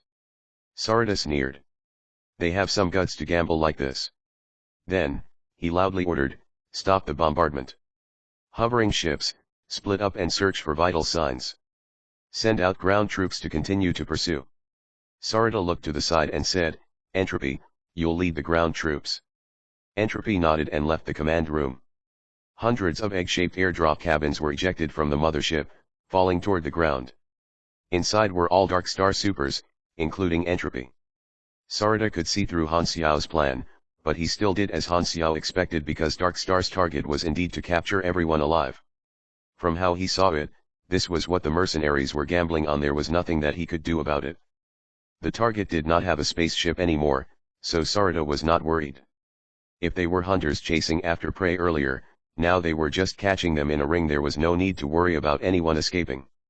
This time, in a hard-to-find corner underground, a silver-white metal sphere was parked quietly. Inside the metal sphere was a sophisticated cockpit, where Han Xiao and a few others were. This was a transporting tool that Han Xiao had been building portable sphere fortress. On the outside, it was just a metal sphere, but its structure inside was complicated. It could travel in both sea and land as well as air. The sphere was made up of many layers. The most outside silver layer were both the armor and the mobility device to move on land, as the sphere was suitable for rolling movements and was able to change direction and speed easily. When it rolled, only the outside layer would move. The inside pilot cabin had an individual structure and was separated from the outside layer, so it would not spin as well. The real-time image of the outside was played on the large curve inside the pilot cabin. When traveling through complex terrain, 4 mechanical pedipalps could be extended out of its body for crawling purposes. Furthermore, the sphere was also equipped with thrusters, balance wings, and turbines. It could fly at relatively low heights and move in the oceans. It was a multifunctional transport tool. In his previous life, the players had called this the car ball. Han Xiao had built it while he was on floating Dragon Island. He had placed it in the spaceship, and now that they abandoned the spaceship, it was time to use it. The plan was to spread out, so the ones in the car ball at this time was only Herlis, Aroshia, the 3 brothers of Volga, Frenzied Sword, and Maple Moon. The bombardment has stopped. Han Xiao was sitting at the controlling seat, his eyes sparkled. The underground terrain did not tremble anymore, which meant that Dark Star had stopped the bombardment as expected, which made him feel relieved. From now on, Dark Star will send out ground troops to carry out the search and start a game of cat and mouse. The mercenaries have all spread out, so there'll definitely be some people that'll get caught. Hope we can stall for longer. The car ball rolled backward and disappeared in the dark and twisted underground tunnel. Darkness was mercenaries' cover, which made the search more difficult. There were 200 to 300 people in the 2 spaceships. Now that they had all spread out, the number of targets that Dark Star had to capture changed from 2 to hundreds. The hovering ships split up as well, slowly searching every corner with their cone-shaped blue searchlights. Not long after, the ground troops led by Ember arrived underground and started their thorough search. The sound of footsteps echoed in the underground space. The situation went from spaceship pursuit to time-consuming search. It seemed to be less heated, but the nervousness in the hearts of mercenaries kept growing as they were in the constant alert of not knowing when they would meet enemies in the endless darkness. In the beginning, Dark Star captured some mercenaries very quickly. However, as time went on, the mercenaries became more spread out, and their capture efficiency rapidly decreased. Often, Dark Star had to take a very long time only to find 1 or 2 mercenaries. The mercenaries had all sorts of abilities, and some were very good at hiding. Time trickled by. In Streamlight, Shivate was rather annoyed. Dark Star had stayed for 1 day now, and they had yet to leave. He had sent several warnings, but Dark Star had told him that because the mercenaries had abandoned their spaceships, it would not take too long to capture everyone. Shivate had no choice but to continue waiting despite his impatience. Boom! The alarm suddenly rang. The radar showed that, not far away, a new fleet was jumping toward this direction, and its numbers were growing rapidly. Whose forces are these? Shivate's face changed. Through the porthole, he saw that in the space behind the Dark Star mothership, streams of light dashed across and stopped, showing their true identity. It was an enormous fleet with mixed styles, like it was made up of battleships from many different races. It looked like a motley army, but when they saw the symbols on these battleships, the faces of the Holy Stone and Black Raven commanders immediately turned grave. This was a fleet temporarily gathered by Skyring, Blades, and Purple Gold. Other than the 3 large mercenary groups, there were also dozens of mercenary group partners. Hundreds of all kinds of battleships faced the Dark Star mothership. Do these large armies really have to make such a huge scene? Shivate was surprised. If these mercenaries and Dark Star could not come to an agreement, they would definitely start fighting. By then, it would be very difficult for Holy Stone and Black Raven to not be affected. Shivate's expression became terrible. If these mercenaries had been captured earlier, such a troublesome situation would never have happened. Chapter 398, Conflict and Attention. The Dark Star mothership turned around slowly. Hundreds of frigates flew out and formed a combat formation around the mothership, confronting the mercenary Alliance fleet. The Alliance fleet sent out a message, demanding Dark Star to stop capturing the mercenaries immediately, or they would use force to settle the problem. The three large armies were very tough in their stance. As they did not have any territory to protect like civilizations, they were not afraid of revenge. If you mess with our people, we will mess you up, no matter who. Sarada was a little moved. He had thought that mercenaries were extremely divided, and he had never thought that capturing a small group of mercenaries would attract an entire mercenary fleet. Sarada has to admit he had underestimated the mercenary industry. The Alliance fleet gave them only 10 minutes, demanding Dark Star withdraw all their forces immediately, or they would start attacking. Sarada's relaxed mindset was nowhere to be found, and his face was grave. Of course, he was not afraid of the Alliance fleet since the Dark Star mothership was a moving space station base and was very well equipped. However, if a direct conflict broke out, the damage would exceed the forecast of this operation. Dark Star was not dragged down by honor or name, so even if they retreated and were deemed as being afraid of the mercenaries, it would not affect them at all. What Sarada was considering at this time was another question: was it worth fighting a fleet head-on for the secret message bead? Or could they give up this opportunity and strike again in the future? Would there ever be an opportunity as good as this? After some contemplation, Sarada came to the conclusion that there would never be such a good opportunity again. Letting these mercenaries return to their organizations would mean that their search range will expand.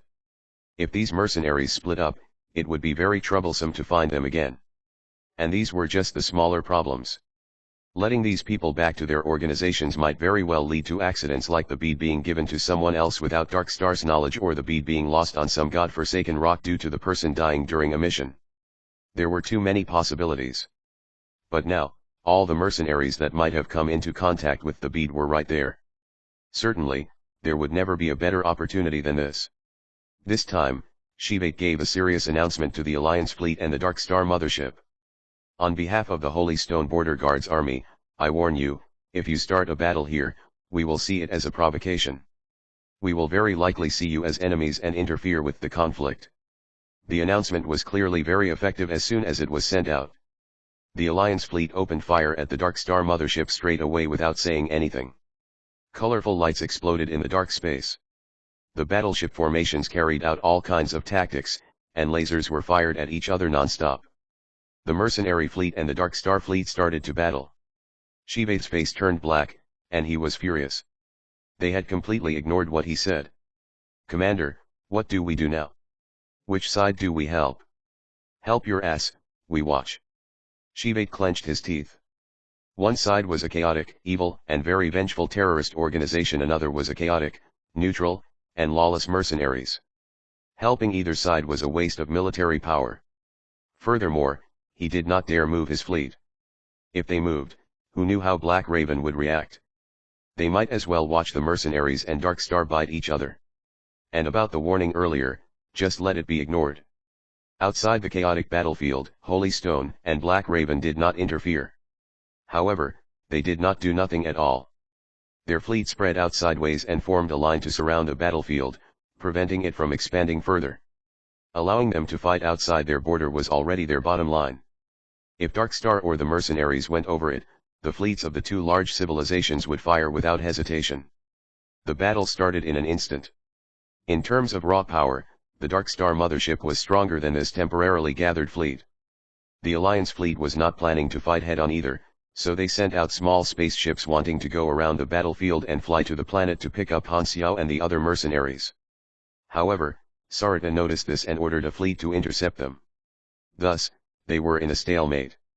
The mercenaries on the planet were the key to determining the result of the battle. Whether they were saved or captured, as soon as either happened, the battle would end immediately. In Sarada's eyes, Han Xiao's plan to abandon ship was initially digging their own graves and a meaningless struggle. However, the situation had changed, and the meaningless stalling had become the key.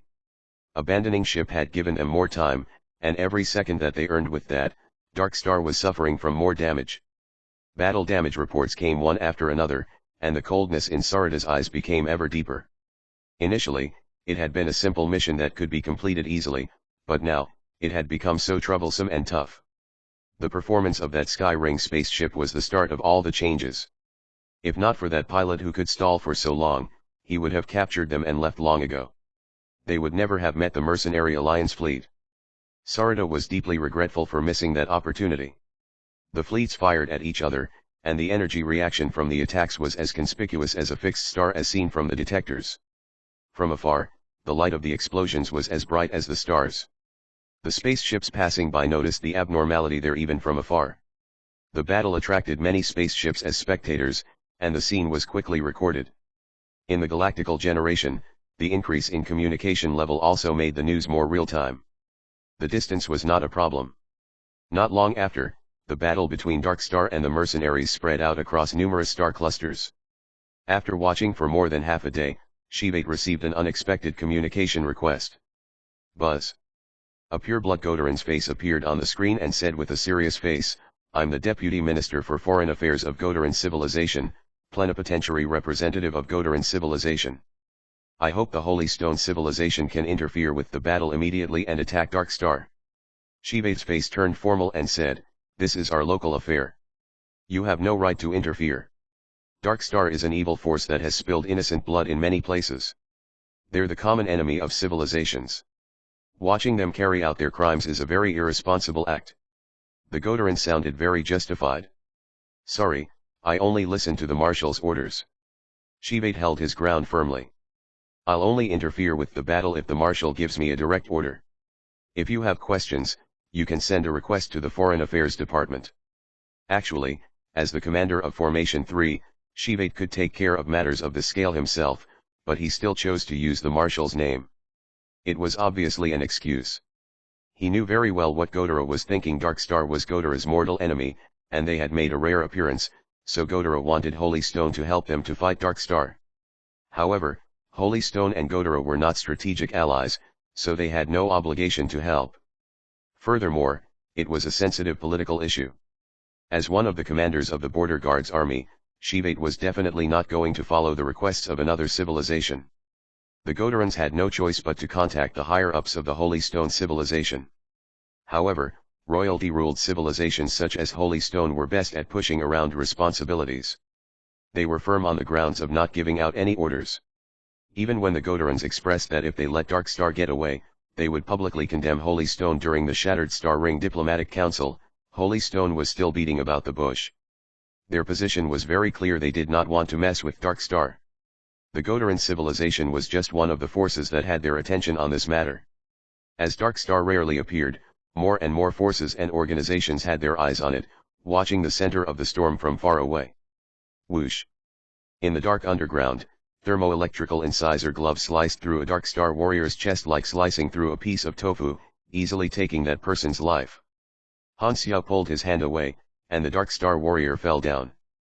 On the ground were the corpses of a Dark Star search team. "Let's go quickly. Their reinforcements will arrive very soon." Hurles kept his voice down. The car ball was parked at the side. Han Xiao jumped back in, controlled the car ball, and rolled away. He opened the interface, and the mission information had already changed. Escape mission rating, C. Lasting 2 days would grant a rating of D. Every 12 hours onward, the rating would go up by 1 grade. They had already lasted 2.5 days. The mission was already completed. At this time, more than half of the mercenaries had already been captured, and very few were still running. This meant that the Mercenary Alliance fleet and Dark Star had been firing at each other for more than 1 day. If either Holy Stone or Black Raven interfered, Dark Star would have retreated, and the mercenaries would have been saved. However, the two civilizations were only watching, not helping either side, which led to the stalemate. The Alliance fleet could not pick up the mercenaries. Putting our hopes on these mercenaries was not a good idea indeed. Han Xiao shook his head. Luckily, he had already contacted Ames and requested help as another layer of insurance. The thing was, she was not very dependable either, so he did not know when she would be free to come. If the players were caught, their mission would fail. Some of them were very cheeky and wanted to go offline to avoid being caught, but when they came online again, they realized that the mission had failed straight away. However, if the players were captured by Dark Star, it would add on quite an amount of trouble. Han Xiao gave out a new mission through the faction interface. As long as they were not captured, they would receive a bonus reward. This way, even if they went offline and failed escape, they could still go offline if they are almost caught, and at least they would still have some reward. Luckily, no players had been caught yet. This had made the Dark Star search team very frustrated, as the prey disappeared without a trace just as they were almost captured.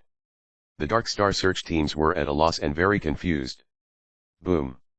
At this time, the tunnel ahead suddenly collapsed. The car ball made a sudden stop.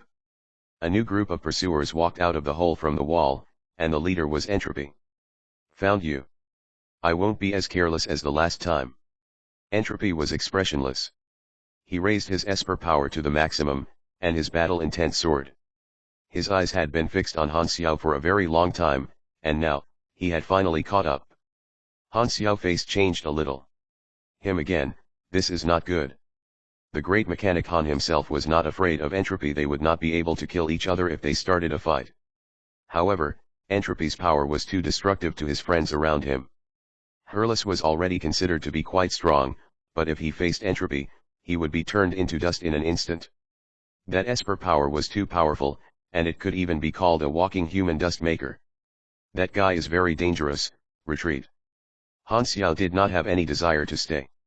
He pulled the joystick, and the car ball crashed through the wall on the side as they retreated. Chapter 399, Broken Arm and Awakening. The last time that they met, Entropy got a taste of defeat from Han Xiao. He had met quite a number of mechanics, but Black Star was the first mechanic that could use his own body to drag the battle without using machinery. Plus, Han Xiao was like a fated enemy of his power. Entropy had thought about how to deal with Han Xiao, and he had come up with some plans. Thus, he had been waiting to meet Han Xiao again. Now they had finally intercepted Han Xiao. Seeing the car ball turn to run away, Entropy immediately activated his power. The walls in all directions started to move as if they were alive. A large amount of black and gray particles gushed out like a black cloud, winding around the car ball, turning into all sorts of shapes such as spears and blades, creating sparkles on the moving armor of the car ball. The underground space was narrow and twisted. The car ball crashed through the walls like a mole digging a tunnel. Ember and the others chased behind. The car ball was very fast, so even though grade B supers were not slow, the distance between them was still getting longer. Call the search team and follow my position. There's an important target here driving some kind of sphere-shaped transport tool. It's very fast, but I will slow it down as much as I can. Although Entropy really wanted to fight with Han Xiao, the training that he had gone through made him always put the mission first. The hovering ship fleet nearby received the message and came from all directions. The range of Entropy's power was limited. The car ball was going to leave his sights. Entropy's energy turned into fuel for his power. The ground in front of the car ball bulged and turned into rocks, forming obstacles. Bang bang bang. The car ball crushed everything in its way, breaking through fan-shaped pillars one after another. Its thick, heavy armor was not damaged, but its speed unavoidably decreased. The curved surface inside the sphere was all made of screens, displaying the image outside. Han Xiao could see in all directions from sitting in the driver's seat, so he quickly pressed on the control panel and activated the car ball's other functions. With the sound of mechanical parts moving, the front, back, left, and right side of the armor suddenly opened. A mechanic pedipalp slid out from each of the openings and pressed onto the ground. The car ball jumped up like a flea and skipped over the dangerous obstacles. Then, 4 anti-gravitational thrusters appeared at the bottom of the car ball, pushing the car ball forward almost 100 meters before it landed on the ground. This process was repeated again and again. The car ball was not affected by the terrain at all. Entropy was getting further and further away. Tisk. The search team will definitely surround us. We have to think of a way to get rid of the enemies. Luckily, there's a gap between Earth near here. We can. As he was saying, Han Xiao suddenly realized that something was wrong. He turned around and looked at everyone else. All of their faces were filled with veins like they were struggling with all their lives, and they were unable to move. Stop, or they die. In the distance, Entropy was reaching out his hand with a cold face. Han Xiao was the only one who he could not do anything about, but in the case of the other people inside the car ball, he could use his power on them through the armor. Han Xiao frowned a little. This was what he was most worried about. The two players were not a concern. Even if they died 100 times, he would not even blink. But Hurles, Aroshia and the others were different, they were his weakness when facing entropy. Han Xiao was definitely not going to stop, and he would not hesitate on this matter. He was just worried about these two characters that he had spent so much effort to recruit. Don't care about us, he won't kill anyone.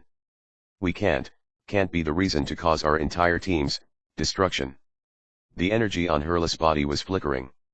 He was resisting the Esper power from entropy, and even with all his might, he could only speak while stuttering. His face was ferocious, and every word sounded like he was spending all his energy on it. Through the time that they spent together, Hurles had gained some knowledge of Han Xiao. He knew very clearly that Han Xiao would not hesitate on something like this and would be able to make choices despite the enemies threatening, so he did not have to worry. He only spoke so that Han Xiao would not have any psychological burden. Hold on, there's a gap in front. We can get rid of the enemies once we fly down. Han Xiao nodded and increased the car ball's speed. He did not waste any words. Seeing that the car ball was about to leave his power range, Entropy eyes turned colder, and he clenched his fists. The higher-ups did not allow killing, but as long as the target was alive, it was slowed not matter how badly hurt they were. Arg! Hurles inhaled deeply with the scream stuck in his throat. His left hand changed shape noticeably, then slowly turned into dust and splashed on the floor. There was no blood and no metallic smell. The decomposition was spreading from his hand toward his shoulder. Entropy, a flash of rage appeared in Han Xiao's eyes, but he had no time to look at Hurles' injury. The most important thing at the time was to get out of Entropy's power range, and only then would the damage not continue to grow. Sand fog flew out of Aroshia's body, and she was being decomposed as well. She looked down at her body as confusion flashed through her eyes. Most normal life forms would be curious about what came after death, but they would only have one life, and when they discovered the answer to that question, it would also mean that they had left the world of the living. Aroshia, on the other hand, had countless opportunities to try it, so death was not unknown or mysterious to her. She could see her own ending a new life. She had been through it countless times, and she knew that she would not die. However, a new life meant that her memories would be reset again. She did not have any memory of what happened after death, and she could not remember anything about what happened before she died. She could not help but think of Han Xiao's words. If she did not have the memories of her past life, even if she received a new life, would she still be who she was now? Would that be just another form of death? So, I can die after all, Aroshia mumbled. Suddenly, a sense of trepidation was born in her heart. When this thought appeared, a change happened within her body. The feeling of her body being controlled suddenly disappeared. Aroshia realized that she could move now. The world in her eyes was different, it seemed brighter, and many small dots of light were swimming in the air like fish. Her senses became completely different from just a moment earlier. Then, she realized that she was floating, and she saw the shocked expression on the people beside her. What happened to me? Aroshia looked down at her body.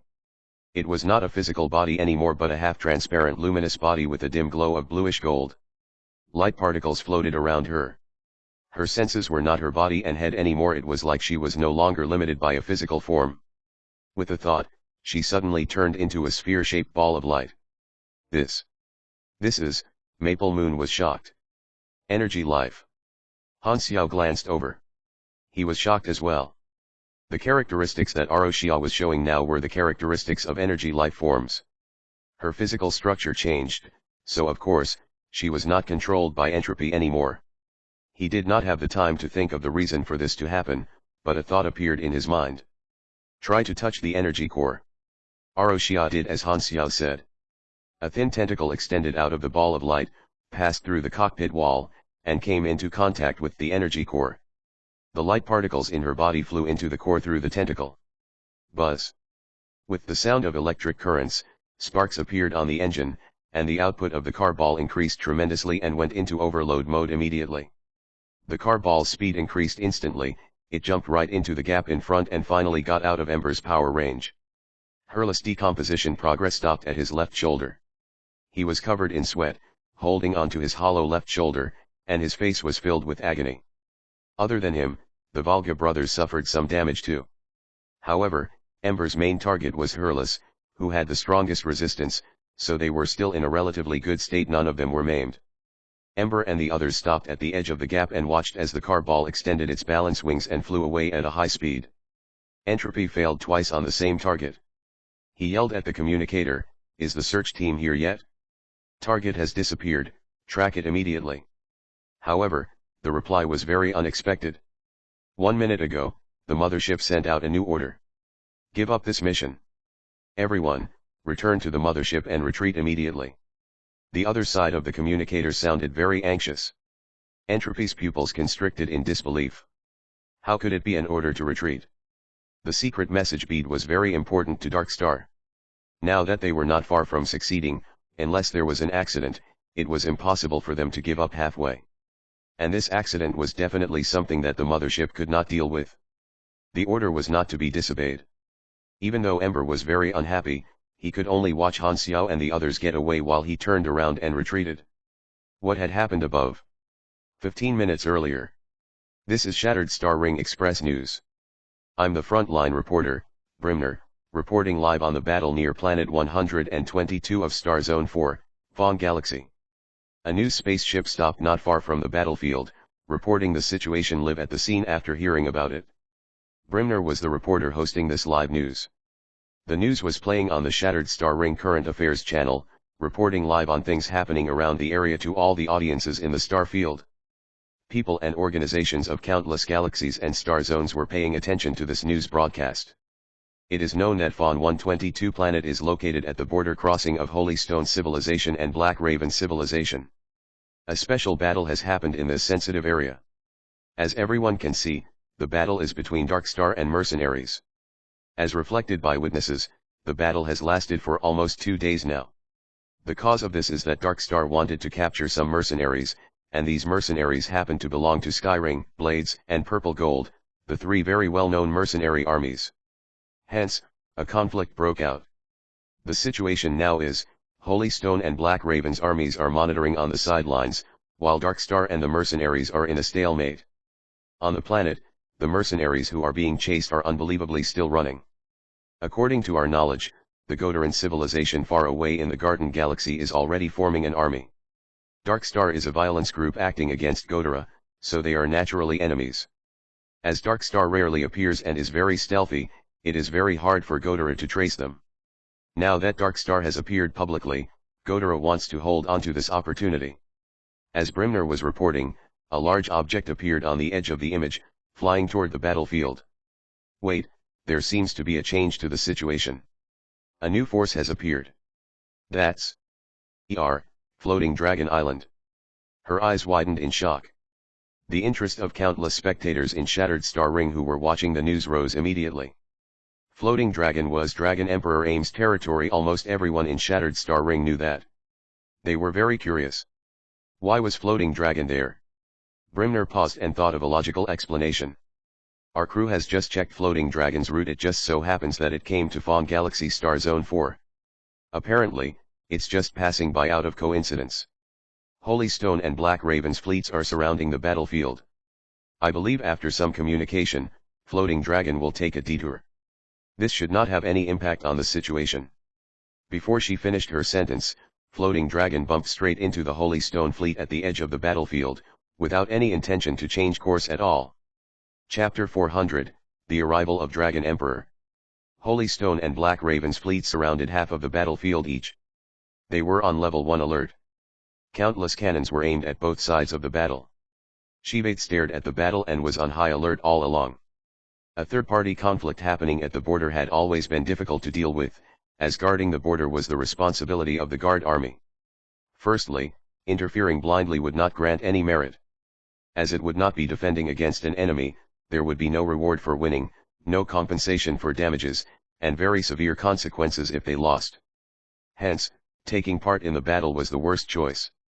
Shivate believed that, if his fleet suffered damage due to his decision, the royalties of his political opposition would definitely use him as an example to attack the political faction that he was in. As the Holy Stone was aristocratic with many factions, most of the army were royalties as well. Of course, there would be political opposition paying attention to what he was doing. Luckily, the attacks from the Dark Star mothership and the Alliance fleet were controlled within the area. As long as the situation did not escalate further, Qi would be thankful. At this time, a subordinate said in a hurry, "Commander, a large object is approaching the battlefield. Streamlight is on its route, please give the order." Qi was shocked. He looked at the screen. A large object was approaching at a very high speed, and its energy reaction was through the roof. He adjusted the angle of the porthole and looked over, then he saw an ellipse-shaped golden object was shining in space, gradually approaching. Its size was dozens of times larger than a fleet. It was indeed Floating Dragon Island with its shield activated. That's Floating Dragon Island. Is it passing by? Qi was surprised. Seeing the Floating Dragon Island was still approaching and would crash onto his fleet soon, Qi immediately sent out a message to Floating Dragon Island. "Attention Floating Dragon, attention Floating Dragon. I am Holy Stone Border Guards Army 3rd Formation Commander Qi. A battle is underway ahead, and we have locked down this area, please go around." Just 1 second later, Streamlight received a reply. Jenny's cold voice sounded, and she only said 2 words. "Give way." A tint of rage appeared on Qi's face. This was his first time meeting such an outrageous passerby. Not only did they not want to go around, they even wanted the entire fleet to move away. Regardless, Floating Dragon had the right to be this way, and Qi did not dare mess with them. Floating Dragon did not seem like it would stop at all. It approached in a straight line and would soon bump into the Holy Stone Fleet formation. Qi's face was terrible as he clenched his teeth and gave the order. "All units spread out. Terminate the lockdown and give way to them." The Holy Stone spread out hastily and created a path. Floating Dragon passed through the formation and casually entered the battlefield. This was included in the news image, and Brimner's always smooth tone was stuck. She was stunned for a while before saying slowly, "Air." As everyone can see, Holy Stone Fleet gave way. It seems like the negotiation failed. Apparently, Floating Dragon does not care about the battle in front of them. We don't know what will happen next. The viewers were awed by how dominant Floating Dragon was, but no one felt that Floating Dragon came just to interfere. At this time, the Alliance fleet still could not break through Dark Star's defenses. They contacted the mercenaries who were being chased, but they could not pick them up. They could only watch as the communication channels became silent one after another. Their organization members were being caught right in front of them, and the rage from that was expressed directly in the strength of the Alliance fleet's attacks. From just wanting to go around Dark Star at the start to now being on a killing spree, it was getting bloodier over time. Boom! A part of the planet's surface suddenly bulged. The ground cracked open, and a large ice pillar burrowed out and rose from the ground. Goa and her teammates came back to the surface on the ice pillar. Her white-blue mage robe was covered in dust and holes, and her face looked exhausted. She had been chased by the troops till she had nowhere to run, so she channeled her power and released it on this one hit to finally return to the surface. Looking up, the astonishing scenery reflected in her clear, blue eyes. In the dark blue, almost black outer space, countless fleets were fighting. Countless lasers and cannons were as bright as stars. On the lower heights, it was the Dark Star fleet that was going in circles and surrounding the area. They were rushing toward her, stirring up dust on their way and twisting the atmosphere with the heat from their thrusters. "There's still no one to pick us up." It was like all the energy was being pulled out of Goa's body. She slowly kneeled down, and her magic staff fell from her white hands onto the ground. She looked up watching the powerless Alliance fleet who were supposed to be their saviors. The color of desperation painted her pupils. The 3 large armies were what made them struggle and resist because they knew that there would be fleets coming to the rescue. Everyone had gotten their hopes up. However, the reinforcements they had waited so long for could not save them. Their friends were captured one after another. Their last bit of toughness was gone. Who could save them in this situation? Hovering ships surrounded them. Goa and her teammates beside her gave up resisting and let go of their weapons. At this time, the Floating Dragon Island entered the battlefield. The fleets of both sides hastily moved aside. It was like the pause button had been pressed for the heated battle. Sarada was shocked. Why is there still interference? Didn't Holy Stone and Black Raven lock the battlefield down? This is Floating Dragon. Both sides stopped. Floating Dragon became the focus of everyone. Everyone including Dark Star, the Mercenary Alliance fleet, Holy Stone, and Black Raven waited for it to leave as soon as possible. They were fighting properly, and suddenly, a passerby appeared. Plus, it was someone that they could not mess with. How were they going to continue fighting? However, Floating Dragon Island stopped in the middle of the battlefield. What's going on? Why did it stop? The captains of all the parties were shocked. Was Floating Dragon not just passing by? They already moved away and cleared its path, so why was it not leaving? This time, an extremely piercing alarm triggered on the detector of every battleship. Attention! Space ripple appeared nearby. High energy reaction. Calculating energy rank.